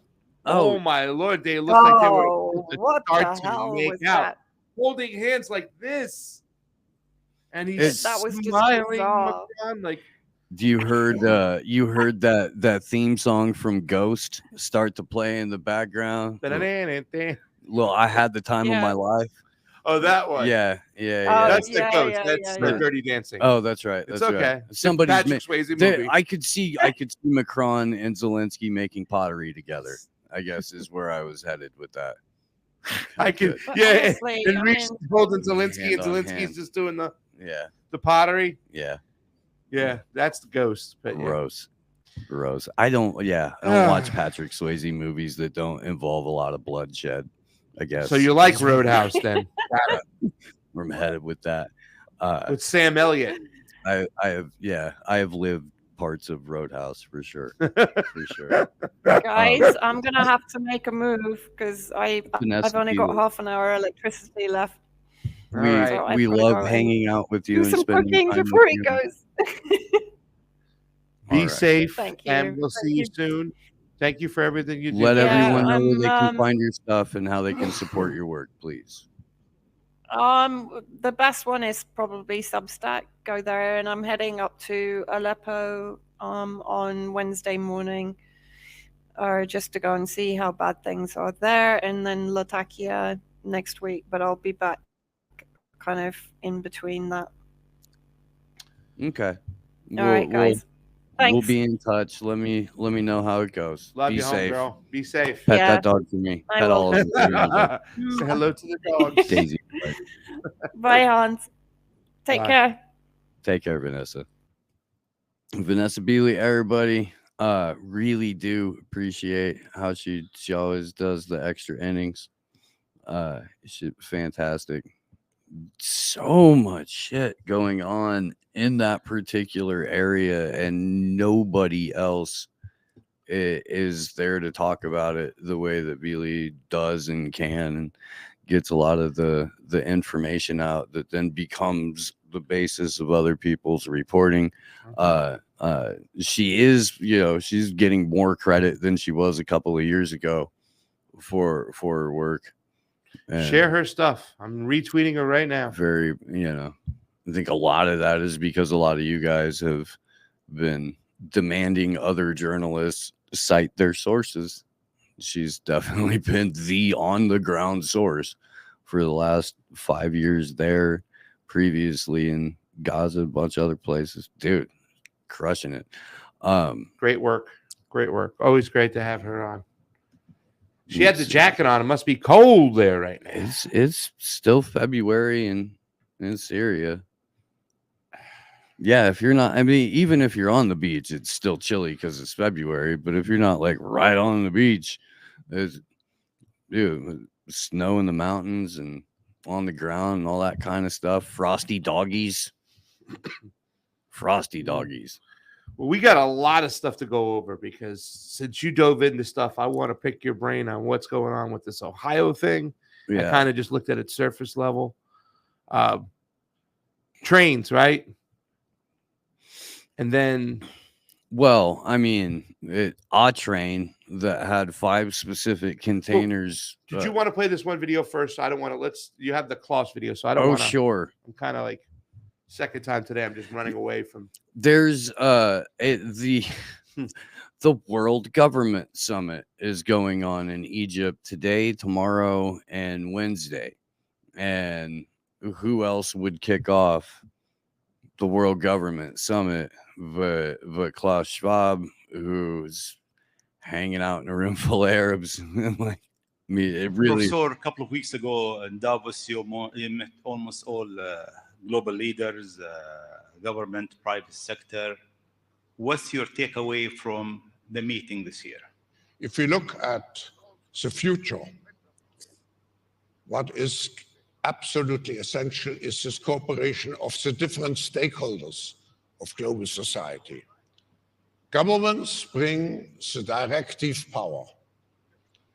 Business brings the innovative power. Civil society brings the concern power. Academia brings the power of truth. And maybe I should add media, which brings the critical dimension in this dialogue. And we need all those stakeholders to shape together the future.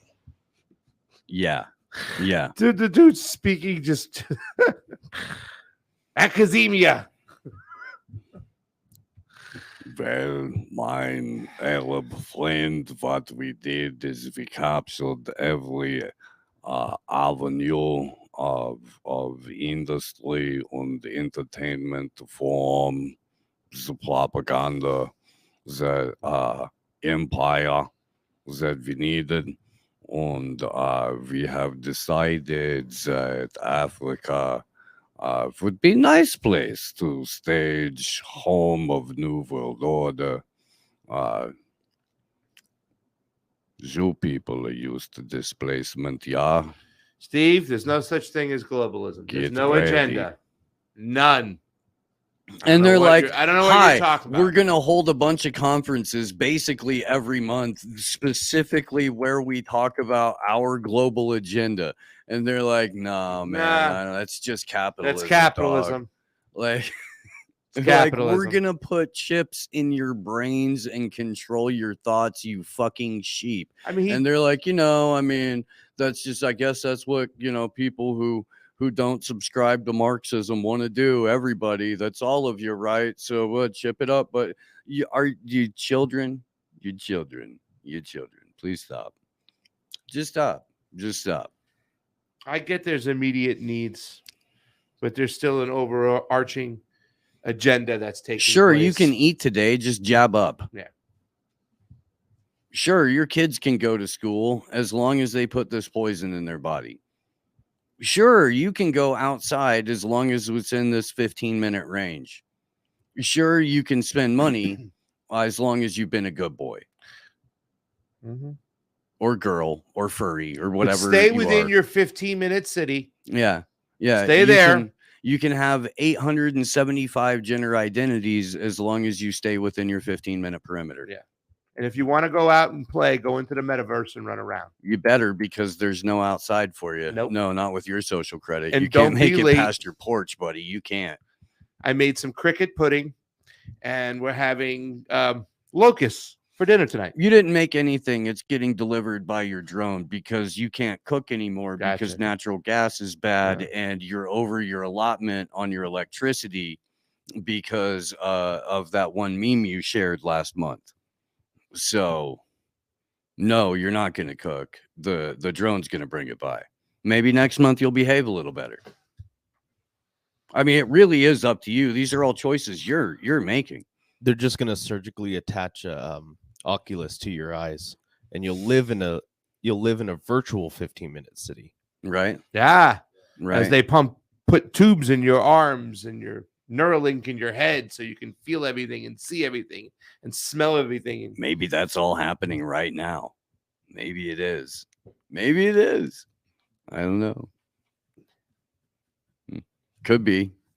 Although I'll grant you that there is relatively little evidence for simulation theory. Yeah. Yeah. Very could be. You never know. You never know. You might as well not take shit seriously and have fun. Hey, Maybe thank the producers here for a moment. I'm gonna go use the Take a little pause. podcaster's room. Then come back for the Ohio shit. Yeah, we're gonna crank up the Neil Young. I don't know. This is first Ohio, so we could do the Pretenders. We could do the Pretenders, but then the people who like get triggered by old Rush Limbaugh would probably be a little bit whatever. Anyway, you guys rock. Thanks for pulling up. Thank you for being a part of this. This is been a freaking heavy day.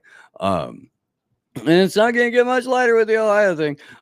Huge thanks again to Vanessa Beeley for taking time out of her day to hang out with us and inform us and let us know what's going on the ground over there.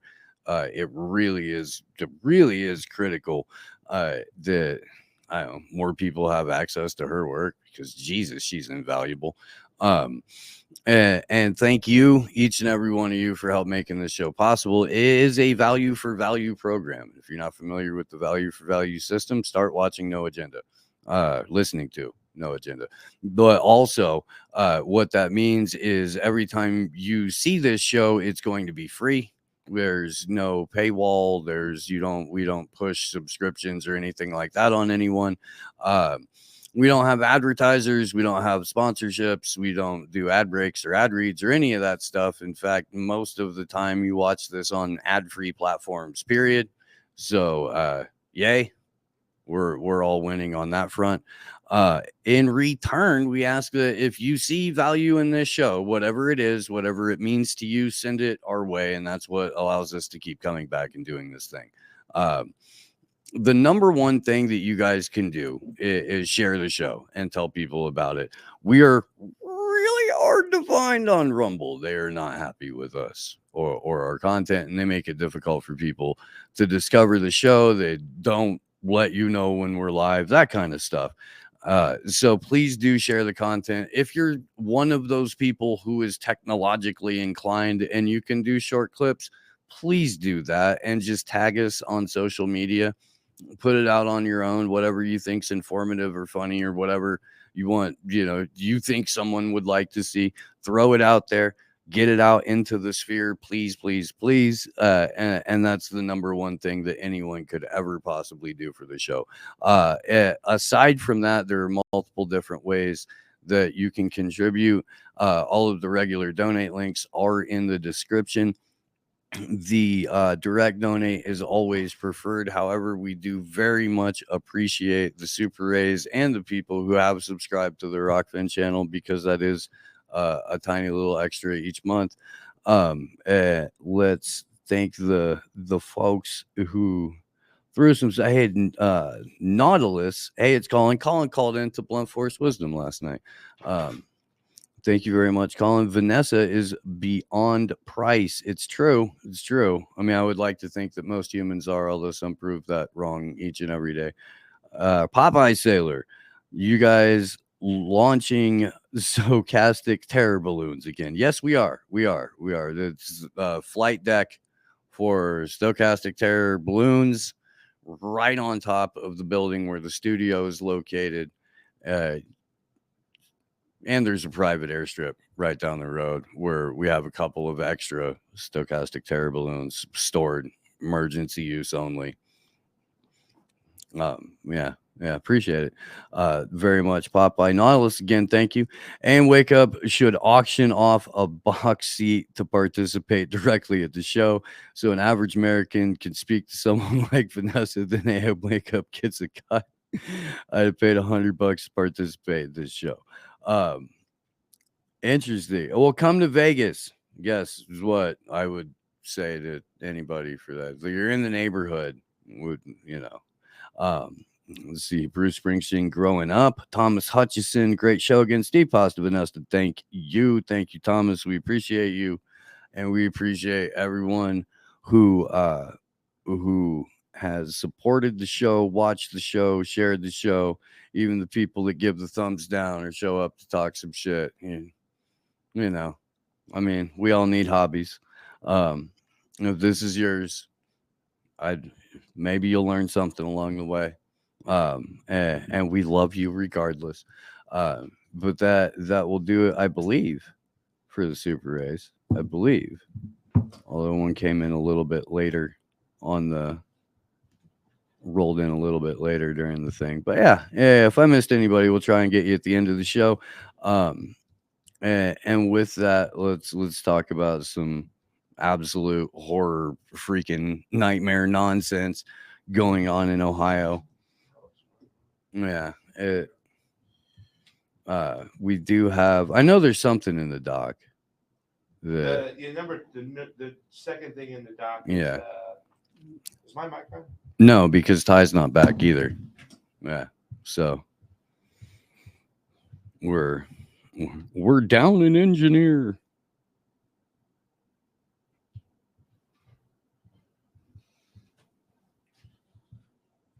All right. So I guess we'll kind of go into this. We just sort of break it down a little bit before we got we got going with the show. Let me get the tweet up. You got it? I can get it right now. I got it. I'll pull it up first. So you said you did a little bit of a dive on this thing, right? Yeah, I spent more than half. Well, Ty's coming back, so I think is he locked out? No, he's okay. Yeah, so he can handle all of that. I do have another thread to grab. All right, he's got it already queued. Yeah. Look at him. Yeah, I have another thread to grab out of it, but there was a train there's video of the wheel on fire about 20 miles out from where it actually derailed.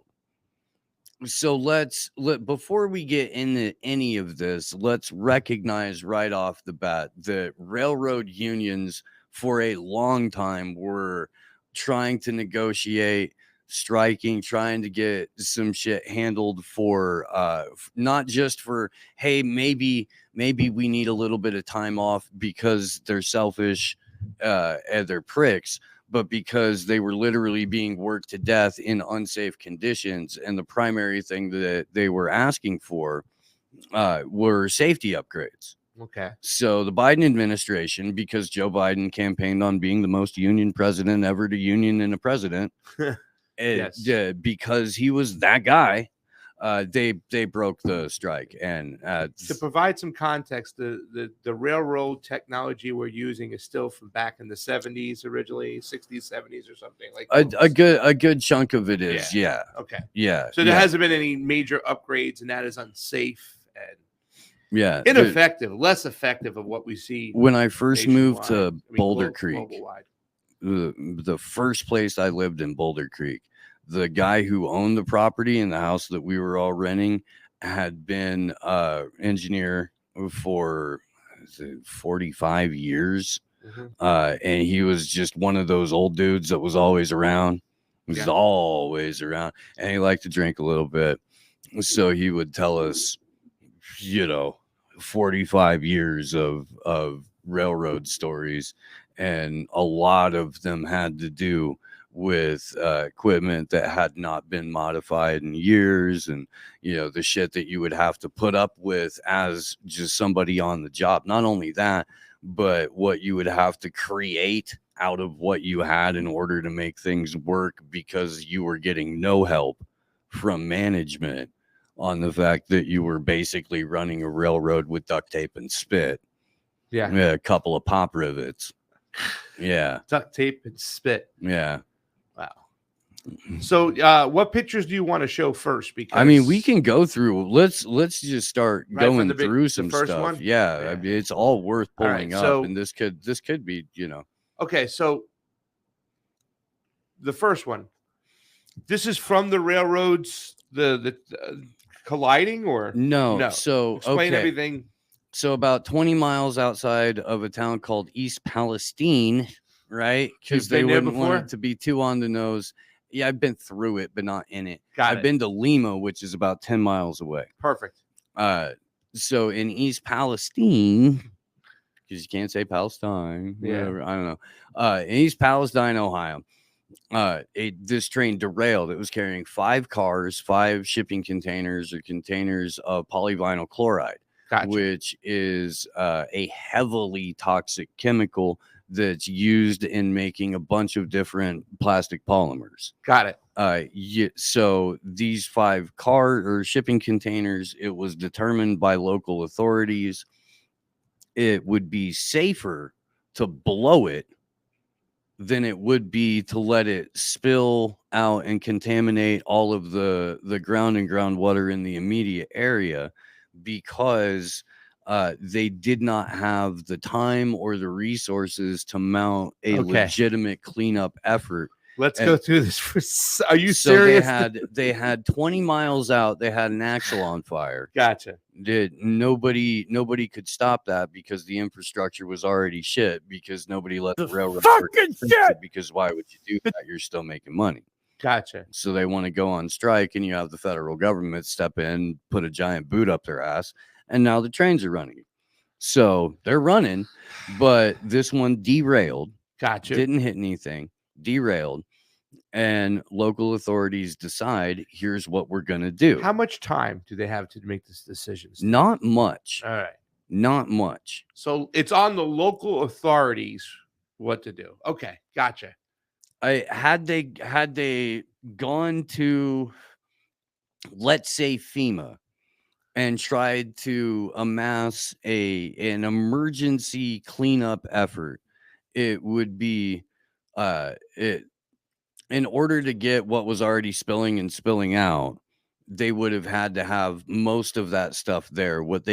Everything they did, and the only things they could do are, of course, in reaction to, but it's not like anyone has a let's suck up all of the shit out of the groundwater immediately, or dig out or patch up or what. They just didn't have it there, so they blew it. Well, thinking it would just burn up and that was it. I don't know what the fuck they were what thinking. was going through. Let's just let this. Hey, Ty, will you scroll you work all with the way flammables? back up to the I guess, let's see, the video of the, I don't want that one. Scroll up. I don't want to assume and offend. So this is gonna be interesting. Yeah, let's pull this up real quick and take a quick listen. Hundreds of thousands of pounds of acid in the air, potentially. Now, ever since engineering school, I've studied a lot of industrial accidents. I just find it really fascinating, and organizations like the Chemical Safety Board, NTSB, and OSHA all have like really good reports available to the public. I think as a designer, it's really good to learn about mistakes. When looking at these kinds of industrial disasters across time, there are a couple things that are pretty universal across all of them. One, the responsible party, in this case, Norfolk Southern Railway, always plays down the reality of the situation. Politicians also just repeat the same lines, and then news outlets just repeat the same. So all we're hearing is the responsible party's word. It's gonna get continually weirder as we go through this. And the answers that officials have provided have not been great. Now, because they're only going to give you the part that's going to cover their ass, obviously, or as much to cover their ass as possible. Yeah. So let's go to the reporter. Yeah. What does that reporter have to do? So the other way, right? This gentleman, no, the guy who was on the ground. Yeah. Scroll up one, please. That dude, that guy. So Evan Lambert, correspondent for News Nation, shows up to one of the briefings, and all he was doing was filming. He wasn't even asking a question. So the police took it upon themselves to clear media they didn't recognize from the room. They're not under orders to assault anyone from, I guess, like corporate press, mainstream, whatever. Yes. They're not under orders to go after local people, and they already know who all the local people are. So anyone that they don't recognize, that isn't walking in with like, and nobody is, by the way, nobody's walking in with major network press credentials. That's not happening. We've got UFOs to talk about, motherfucker. Nobody from the mainstream press is talking about this. They tackle this guy. They tackle him. They cuff him. They actually arrest him. Yeah, I seen this. He's held for about 5 hours and then just released. Yes. Want to make sure nothing him nor his crew was filming. Is there a video or no? I haven't been able to find a video of him being tackled. Yeah. No, I just saw them pick him up off the ground either. I didn't see them tackling him either. Yeah. But yeah. And then they walk him out. They're like, what are you doing? He's filming. And they're like, not saying anything. And they're like, what are you doing? He's just a reporter. Right. Okay. And that happened like, when did this spill happen? What the train spill? The 10th, I believe. 9th or the 10th. The night, yeah. Okay. Holy shit, what do you got there? Well, that's I believe that's the axle.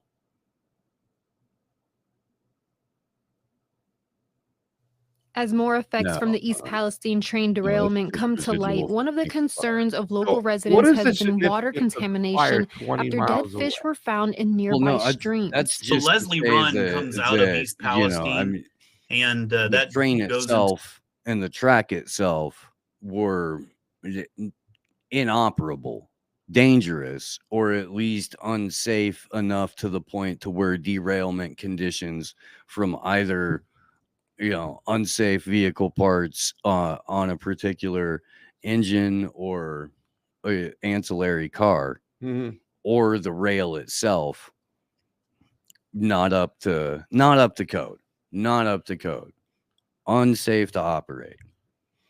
There's a wow. Okay, there it is. That's right. And it is 8 minutes. So they really don't. I want to see what these fuckers did, though. This is crazy. This is crazy because it goes back to just this whole freaking goddamn train strike. Because a lot of people weren't like mentioning the fact they thought it was just about the finances. That no, these people wanted to really kind of upgrade, the train system they were working on for years, and that was mentioned. Like this is old school shit we're using over here. This dates back to the 60s and 70s, some of this stuff. We need to fix it.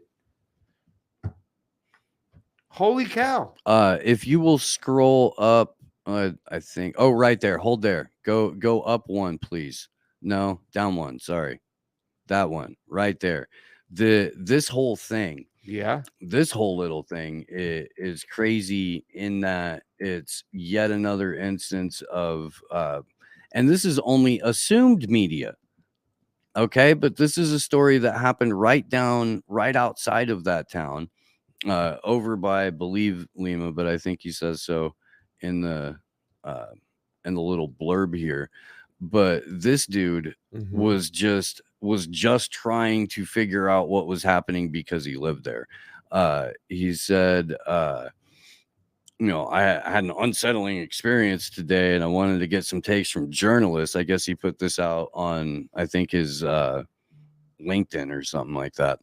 My family lives near the East Palestine train derailment in Ohio. I used to work as an environmental scientist. I'm not a journalist, but I'm interested in documenting this event. Have nice mirrorless camera and wanted to photograph a large fish kill downstream from the derailment site, as well as get some water samples for VOC analysis. By complete coincidence, I happened to pull up at the same time as a vehicle marked as an environmental consulting group that I quickly recognized. It's a pretty large firm, and I actually used to work on projects with them.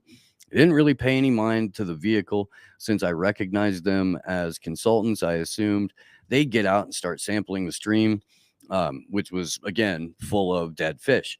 And since I was in a public space outside the evacuation zone, I assumed I had nothing to worry about. I stepped out of my car with my camera. Someone whom I'm assuming was the manager of the group blocked my path and asked if I was media. I said no, I simply lived nearby and wanted to photograph the fish kill. They informed me that if I was media there to film them while they were sampled, I'd be arrested by the National Guard, who were posted up the road closer to town. And they'd already been put on standby as soon as dude saw the camera. Yeah. They told me they were an independent third party hired by, what's that? Norfolk Southern, the railroad company that was responsible for the shittily maintained railroad, the shittily maintained equipment, and also the containers that, you know, were Chernobyled in somebody's backyard. That Norfolk Southern. The situation felt extremely uneasy. Took some convincing to get them to believe I was not media. Eventually, I found common ground with them by explaining I understood what they were doing, worked in a similar job before, and had no intent to film them. When they were convinced I was not a journalist, they eventually took a more friendly tone and asked me to wait until they left to photograph, which he did. And then they exchanged a couple of words about contact this person from Norfolk Southern, blah, blah, blah. The dude didn't even start to process what was going on until he got back home. You can come back to us now, Ty, which is, yeah, regardless of what they may have been there to do, they're preventing media from interacting at all, from reporting on them, from reporting on the third-party consultant company that they are. They don't want journalists to make the connection that the consultant firm that's going to come out with the report that will then determine how liable Norfolk Southern is for the environmental damage by this spill was in fact hired by Norfolk fucking Southern in the goddamn first place. So it's just one corrupt hand washing another with this. It's real. I never actually saw them take down the journalist in that body cam footage. Well, I want to hear what led up to it too. We can play a little bit in the beginning of it if you want, Ty. You know.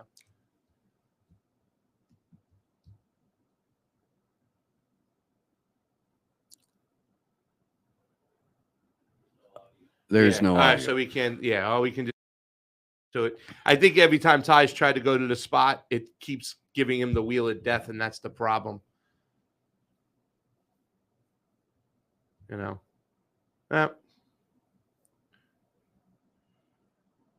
they're like doing something. It's the military personnel or that's National Guard. The National Guard. Why are they yelling at the dude? Because he's getting pipey. Because he. Yes, you want me to file charges on you right now? Go ahead. I am allowed to be here. Did you not see that man put his hands on shut it down? You continue on. Go. Now. Go. Now. Or you can go to jail.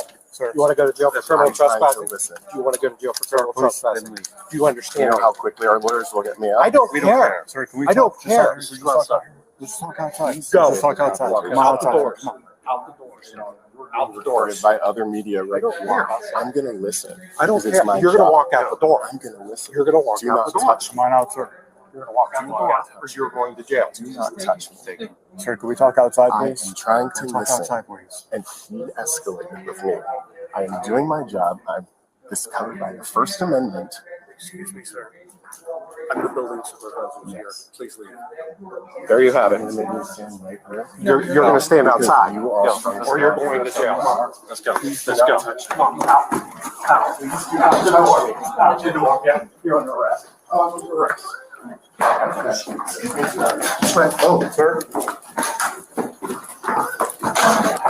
Oh my God. You guys, this is bad. Stop. I am on the ground. What are you trying to do? Okay, stop resisting. Stop. Oh my God. Stop. You want to get this. I will. This is so bad. But what somebody remembered to yell, "Stop resisting." And so that allows it to be entered into the police report. But yeah, and then to get the building supervisor. Well, technically, right? He says, "Get out, get out." That's legal. But it's you know. I know. The building supervisor decided no. More people don't have the right to know what's going on here. The First Amendment doesn't apply in my building. The whims of the state do. Exactly. Because Lambert pointed, there's other journalists right over there. I don't care. It's you. We've decided that you're a problem. You become a threat. I know Jim. Jim's going to report what the fuck we tell him. We don't know you. Get out. I wish we could have fucking seen what happened before we had the volume of the audio before that shit happened. It's yeah, cops doing cop shit. Yeah, well, National Guard shit, right? You know, I think, which is effectively the same thing. All right, so this thing is really spinning out of control. So,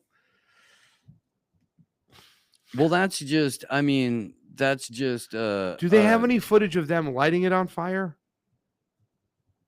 And this shit going up? I mean, why would they?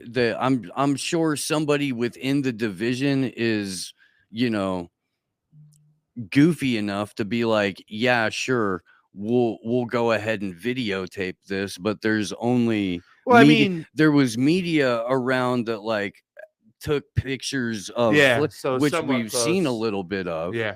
But I mean, I don't know if they.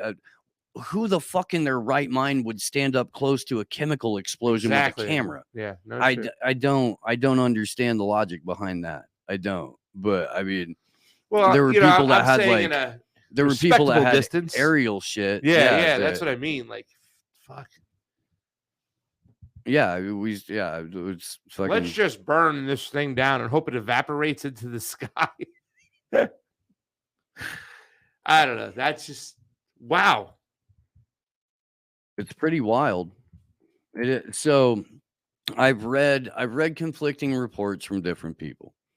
I've read people that have said, okay, well, it's not the polyvinyl chloride that's the problem. There's another offshoot chemical in there, prosgene or something like that, that if it gets in the water, which it is, and it has, and it does, and it's in the sky, and that's going to happen. If we go back to that thread, there's a whole bunch of different clips about chickens dying for 20 miles around, small pets dead all over the place. That's in this thread? They're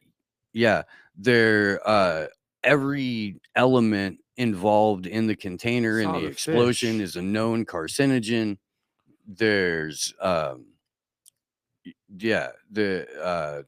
couple of different stories about chickens dying.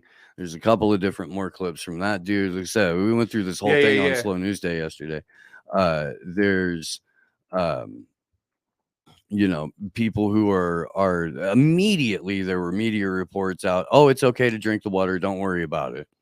And then there's people testing the water who have gone and taken 2 paper plates, poured tap water in one and poured bottled water in the other, and then taken a digital water tester and put it in there with the tap water registering, you know, emergency red, don't drink this, over 300 parts per million contaminants, don't touch it.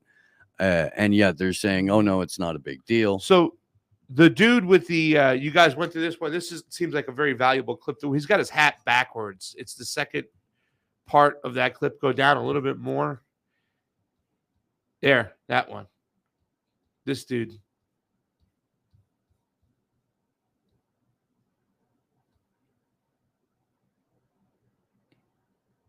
Okay. This is some good stuff. We're going to get there. Yeah. We will. Yeah. We'll figure it out. Right here. Yeah. So that's a lot to take in there, but we have to move on because I think this is the most important thing you need to hear. Areas of containment soil and free liquids were observed and potentially covered and or filled during reconstruction of the rail line, including portions of the trench/burn pit that was used for the open burn of the vinyl chloride. I think you have to ask a few questions. Number one, why are you learning this from me? Why have they not released water tests since the 4th, but they've released several days of air tests? On the 5th, the EPA said that they were expecting water tests on the 7th or 8th. How much of these chemicals spilled? How much burned? Why was the track rebuilt over buried contaminants? It's like shenanigans have just been going on for a while. Yeah, I'm not sure. I'm not sure why they would put the track over buried contaminants. That doesn't sound any kind of smart. It really doesn't. It just seems like they've been doing this for a while, probably not alerting the public, and they tried to do it again. But this time, it really got out of hand. Well, the hell, seeing people on the plane looking down and seeing that, I mean, that's just, yeah. This is fucking nuts. I had a thread up a while ago. Nuck and futz. Maybe we'll pick it back up with Ryan tomorrow, but it was specifically about what's going on with the water and the small animal kills. Yeah.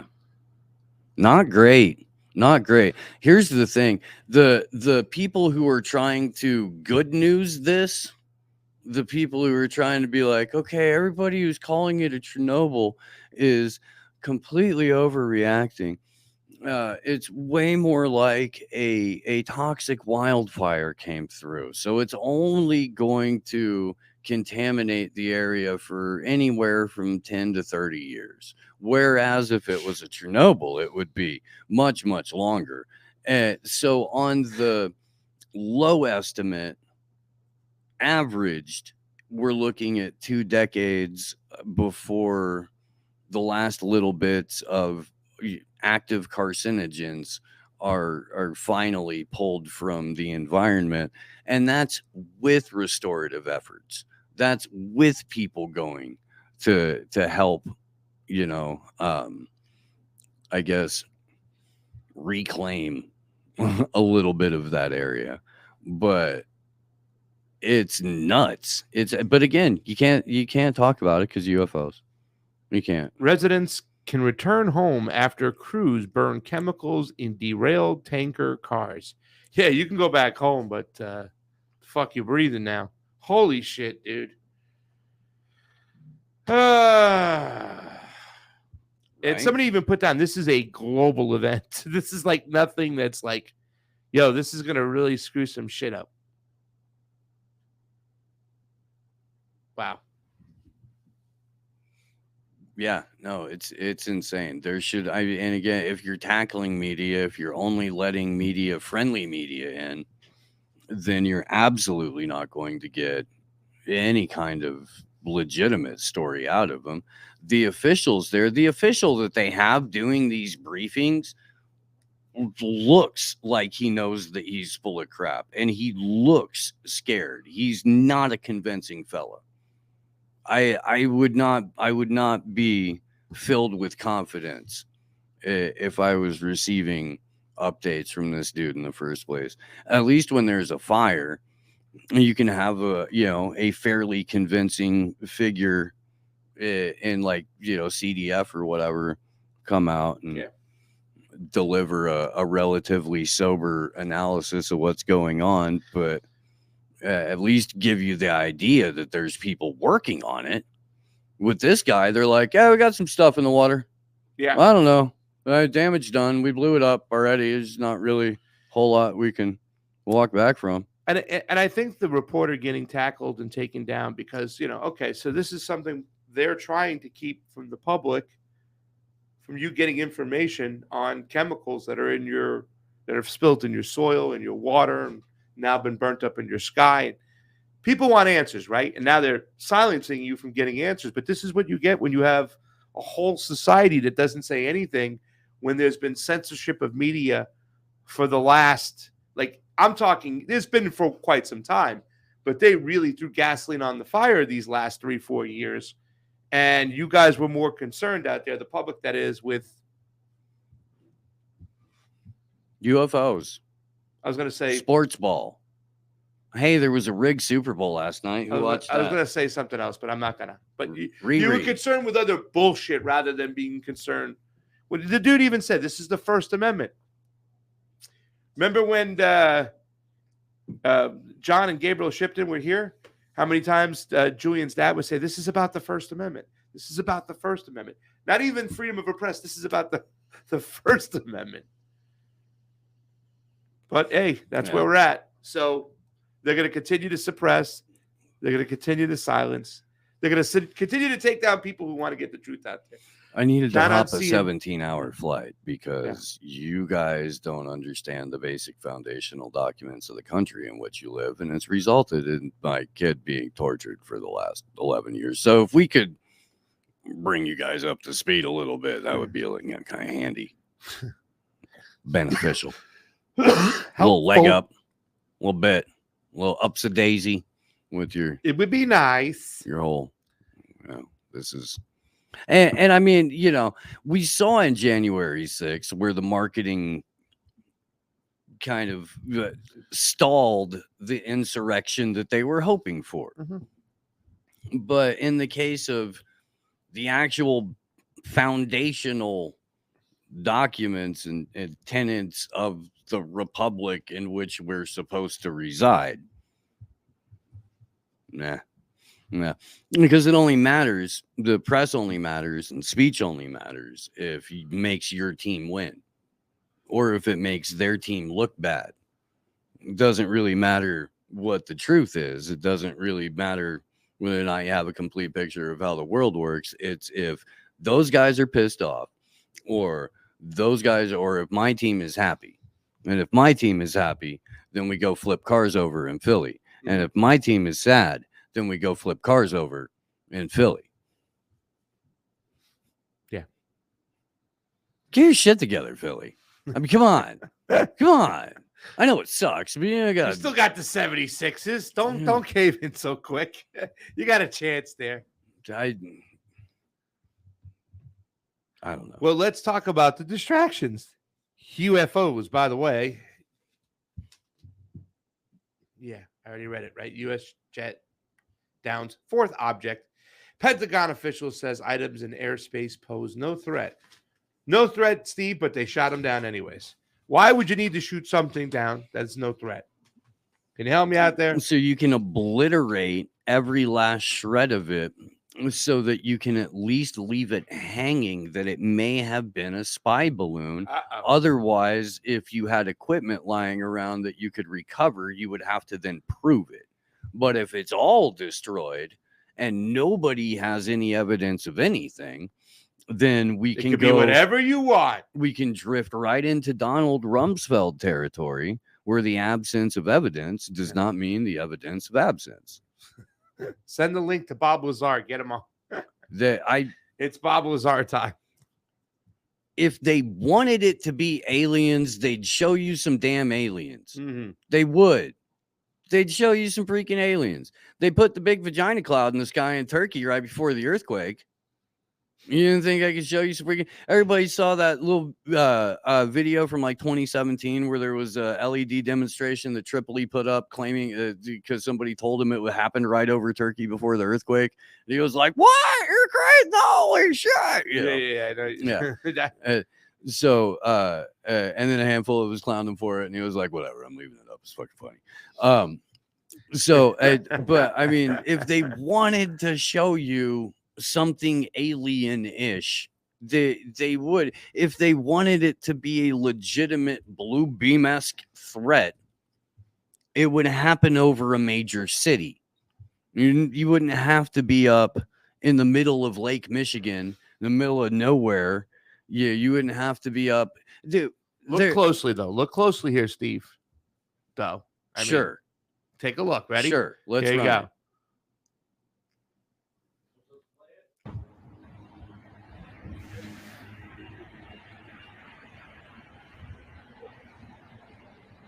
Stream balloon?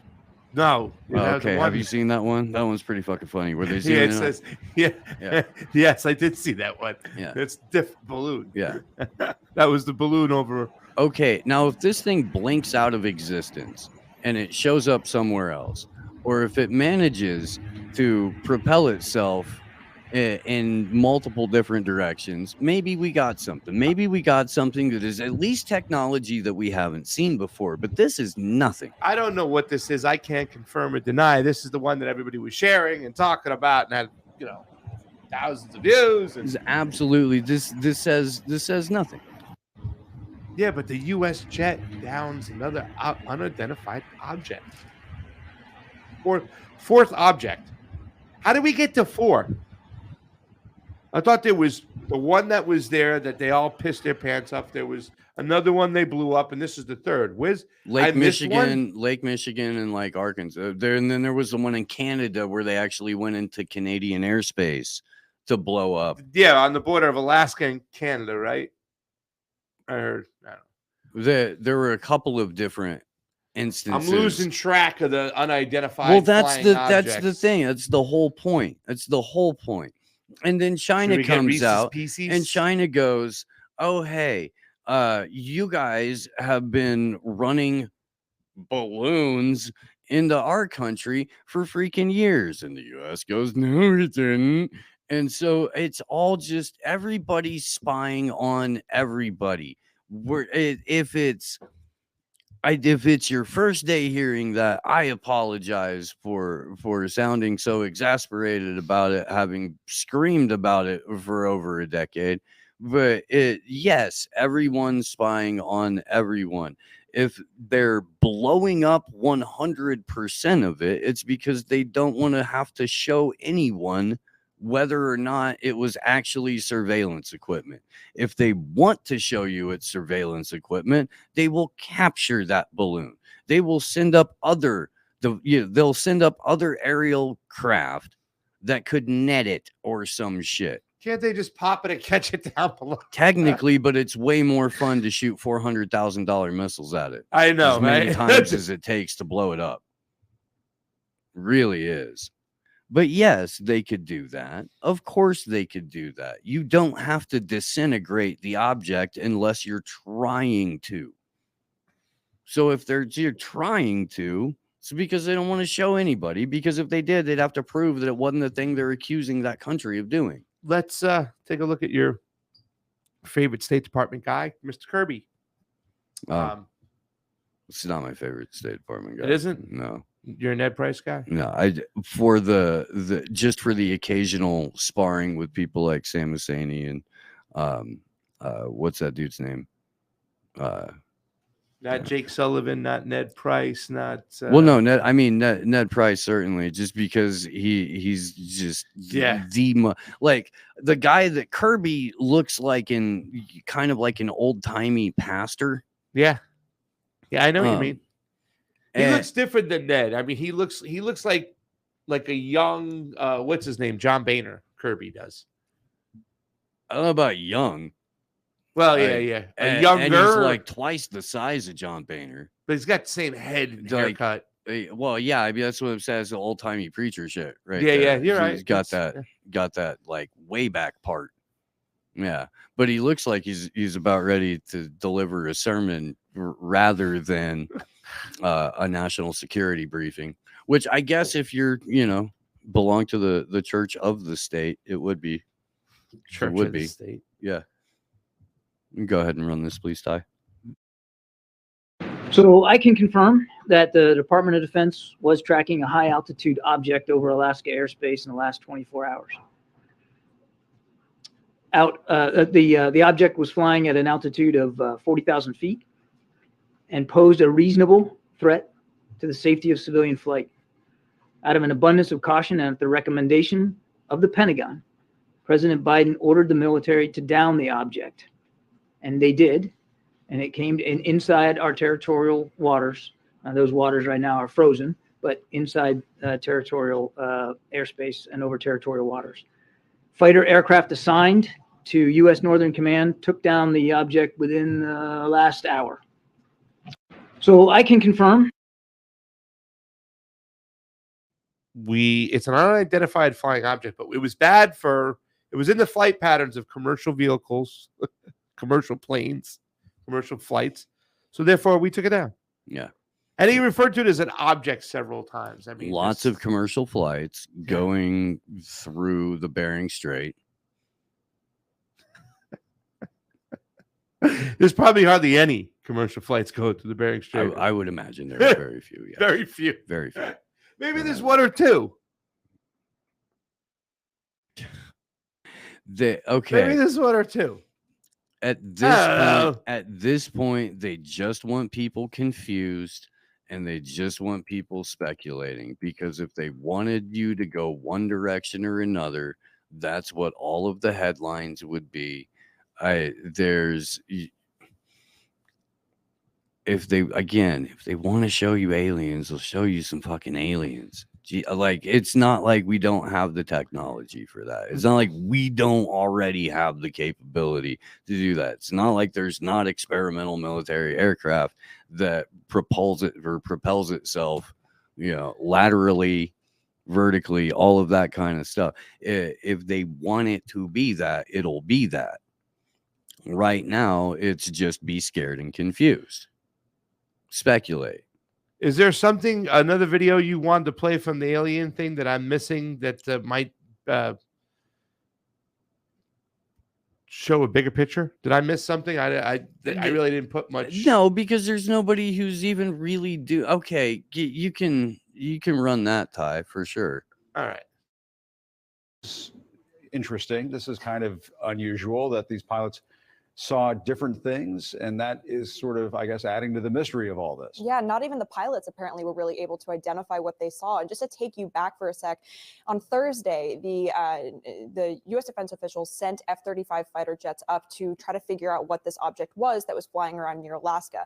Those pilots, we have learned, have given very conflicting accounts of what they actually experienced, with some pilots saying that the object interfered with the plane's sensors, other pilots saying that they didn't really experience that, other pilots saying that when they looked at the object, they could identify no identifiable propulsion system, and they did not know how it was actually staying in the air, cruising at that altitude of about 40,000 feet. So this has all added to the Pentagon's wariness of describing in more detail what this object actually is until they can get more information through the debris that they are recovering right now. Interesting. This is kind of unusual that these pilots. Did this really just spin people off into a whole fucking shitstorm on Twitter? This was it. I mean, there's an active UFO community in general. I know there are people who who put that, who will shelve that part of their interest in the world when it's not in the news. But once it resurges in the news, then everybody remembers that, oh, yeah, I used to watch X-Files or something like that. Hit that button. Yeah, gotcha. Yeah. Hit that button. And so, of course, there's going to be a resurgence of it, but there's a resurgence of it because there needs to be that narrative. Think about it for a moment. It's not because there's a homemade video of these objects that are leading the government to respond to them. The government is disclosing the information in the first place. If they're disclosing the information in the first place, it's because they want you to know their version of what that incident is. If it's happening at who's monitoring 40,000 feet above Lake Michigan at all times? Who's there to report on it? Yeah. Do you know what I mean? Yeah. All of this stuff is happening where it couldn't otherwise be documented by an independent source. Well, so is it a fair argument, Steve, to say that some people, it's just that too much of the information's coming out now? Technology has allowed people to track and control or film, or everybody's got a camera now. Is that a fair assessment when people say, well, no, they have to start disclosing stuff because the public is catching up with what they've been hiding? The public's catching up. Okay, if you're catching up to what's been hidden, you're catching up to what's been hidden, but you still aren't monitoring 40, 50, 60,000 feet above the air. And the government comes out and says, hey, we shot down something that we couldn't tell what it was at 40,000 feet and we blew it all up and there's no evidence of it. We have a little bit of debris that we're going to be sifting through. We're going to find out that it's regularly man-made stuff way down the road. But in the meantime, speculate and be afraid. I don't know. Or just be distracted. Yeah. Well, yeah. I mean, but that's the thing. Speculate, be afraid. Just be distracted. Just pay attention to it. Dive into it. Yeah. Yeah. Absolutely. Rabbit hole on it. And hey, look. If it is the aliens and standard issue military missile takes down your craft, you're some pussy ass aliens, some Geraldo freaking aliens, And they got better technology. They're just not going to allow us to shoot them down, guys. You really do. You deserve better aliens. Better aircraft. If you've been monitoring this planet at all, you know that the initial response from the U.S. military is going to be, let's blow this thing out of the sky. So if you haven't figured out how to dodge or how to, throw up a shield, buddy, maybe don't drop below 90,000 feet. They keep doing this shit. Like, see, there's a CRAM activated over Edwards Air Base, and it was like, nope, this is from Baghdad. 2020. So just sorry, guys. They just seem like they're just trying to get shit going on the internet and anywhere else that they possibly could. Meanwhile, I think we should jump to this. Will you please go to the Samantha Powers in Hungary, and then we can go to COVID stuff. We're not going to have much time. We got to wrap up a little bit early today. Oh, that's right. But yeah, meanwhile, regime change specialist Samantha Power. Did you see the he has it up, the robot dogs too. I want to make sure you see that. I saw the robot dogs. We can end on the robot dogs, but I do want to I do want to make sure that pre-show. They had it on the stage. I'm like, yeah, Steve is not gonna like this. No, there many people made me aware of the robot dogs. Yeah, y'all know. It's all right. I love it. I do. But yeah, USAID administrator. And former Obama. I like the way they read it, though. Comes to Budapest to strengthen democratic institutions by the way, civil society. This is the American conservative. Yeah. If it was a Republican NGO specialist, would they be doing the same thing? Or would they be blowing sunshine up their ass? Well, that's what I want to know, Steve. If it was one of the people that they've rehabilitated from the Bush administration, they wouldn't be saying a word. Gotcha. You wouldn't hear about it if it was someone who had fallen out of favor with at least the editorial board of the American Conservative. They'd probably go after him. They probably would. Does the American Conservatives have those non-interventionist libertarian styles in the American Conservative? I'm not a regular reader. Okay. That's why I tried to keep it vague. Keep it. Yeah. So Sammy Powers is in Budapest. Did you see the video yet? Let's go ahead and it's run fun. It. As USAID administrator, I have the chance to travel all around the world to engage with people every day to strengthen democratic institutions, to build independent media, and to promote and protect human rights. I'm here in Hungary, one of the countries in Central Europe where USAID has recently relaunched programming to tackle just these challenges. I'm going to spend the next couple days engaging with Hungarians about their vision for a brighter future. As USAID, it's time to overthrow Viktor Orban. Yeah. Well, yeah. When she says democratic institutions, she means NGOs that are CIA functions, that are designed to start the whole process of regime change. When she says about independent media, she's talking about their Soros-style media, the same thing he did in Ukraine to rev up the color revolution this time. That's what she's talking while the same thing he did with Jacobin. Yes.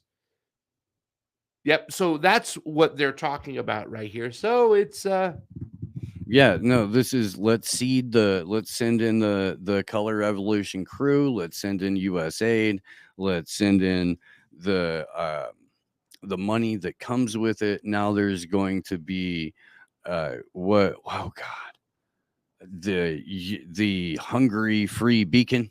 The Hungary free beacon. The Hungarian free beacon. Something like that.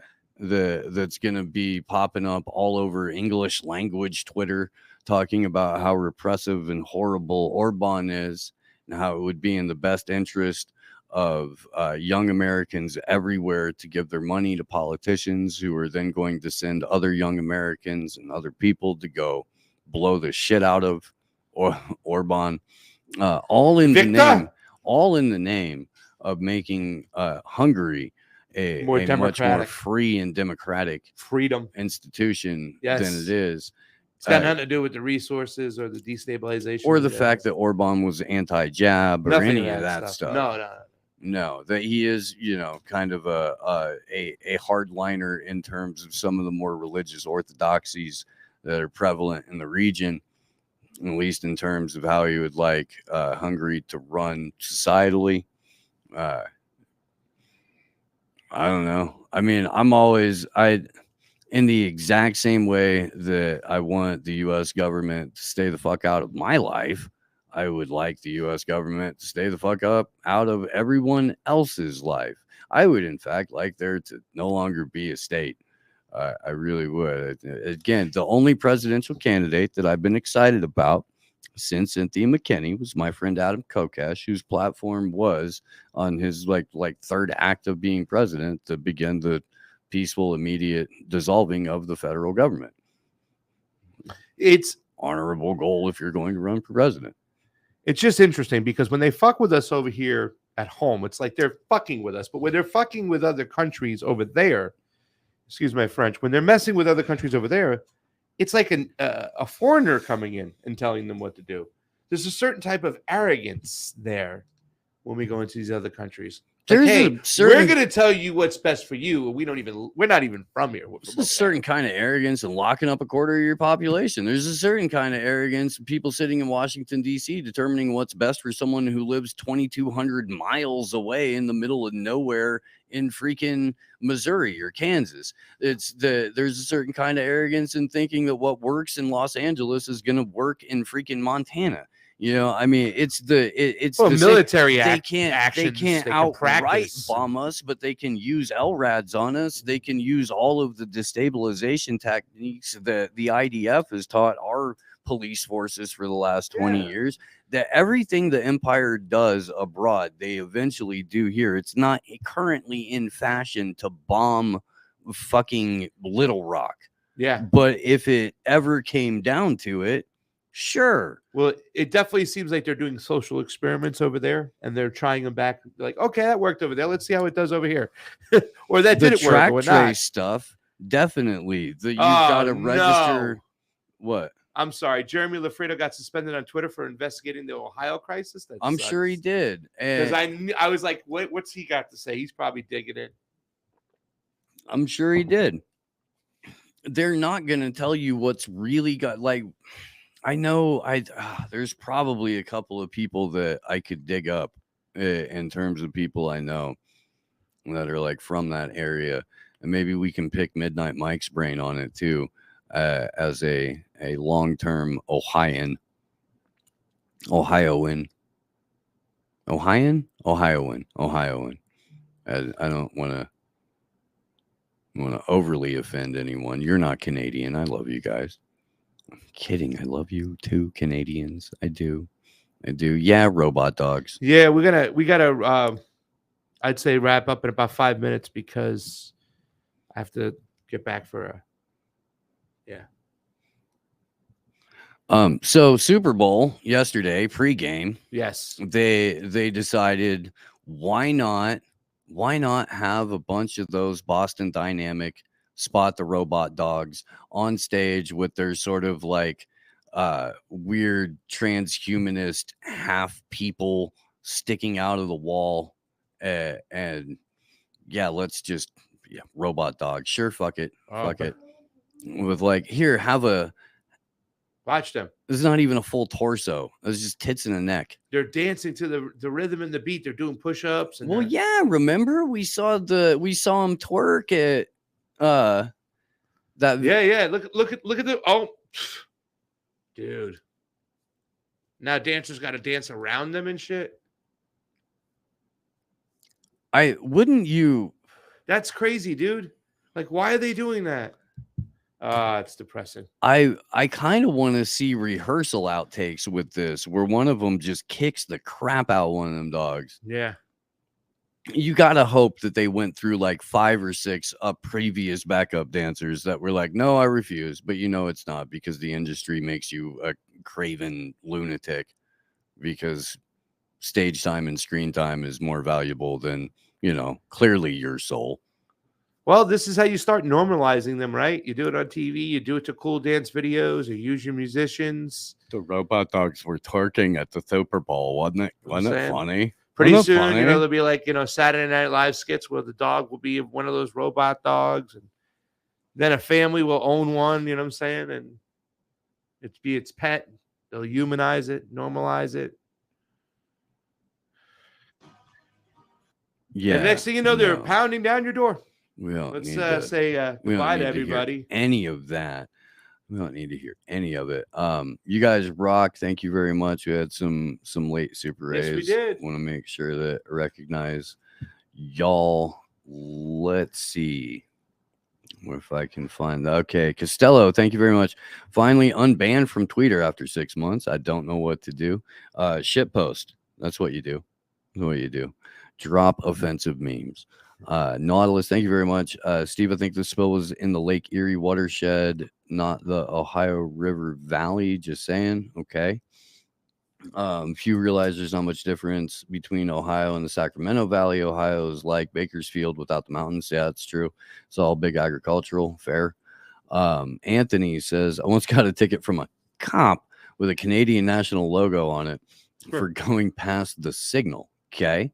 Nautilus again says pasta dumping into the Great Lakes is an old problem. It is. I mean, that's what originally got you the EPA was the Cuyahoga River being on fire. That's Bad Andy, thank you very much. Check out this trailer for a Netflix movie called White Noise, shot in East Palestine, Ohio, and you'll never guess what it's about. Wink, wink. We'll do that tomorrow with Ryan. Wow. Scott Johnson, thank you very much. Scotty. Nautilus again. Too Big to Fail has turned into Too Big to Prosecute. That was the intention with Too Big to Fail. Was Too Big to Prosecute. That's why you get that way in the first place. And it's funny how there's no dams on the Potomac. Nobody complains about what's been done to the Monongahela. It's because they priced out.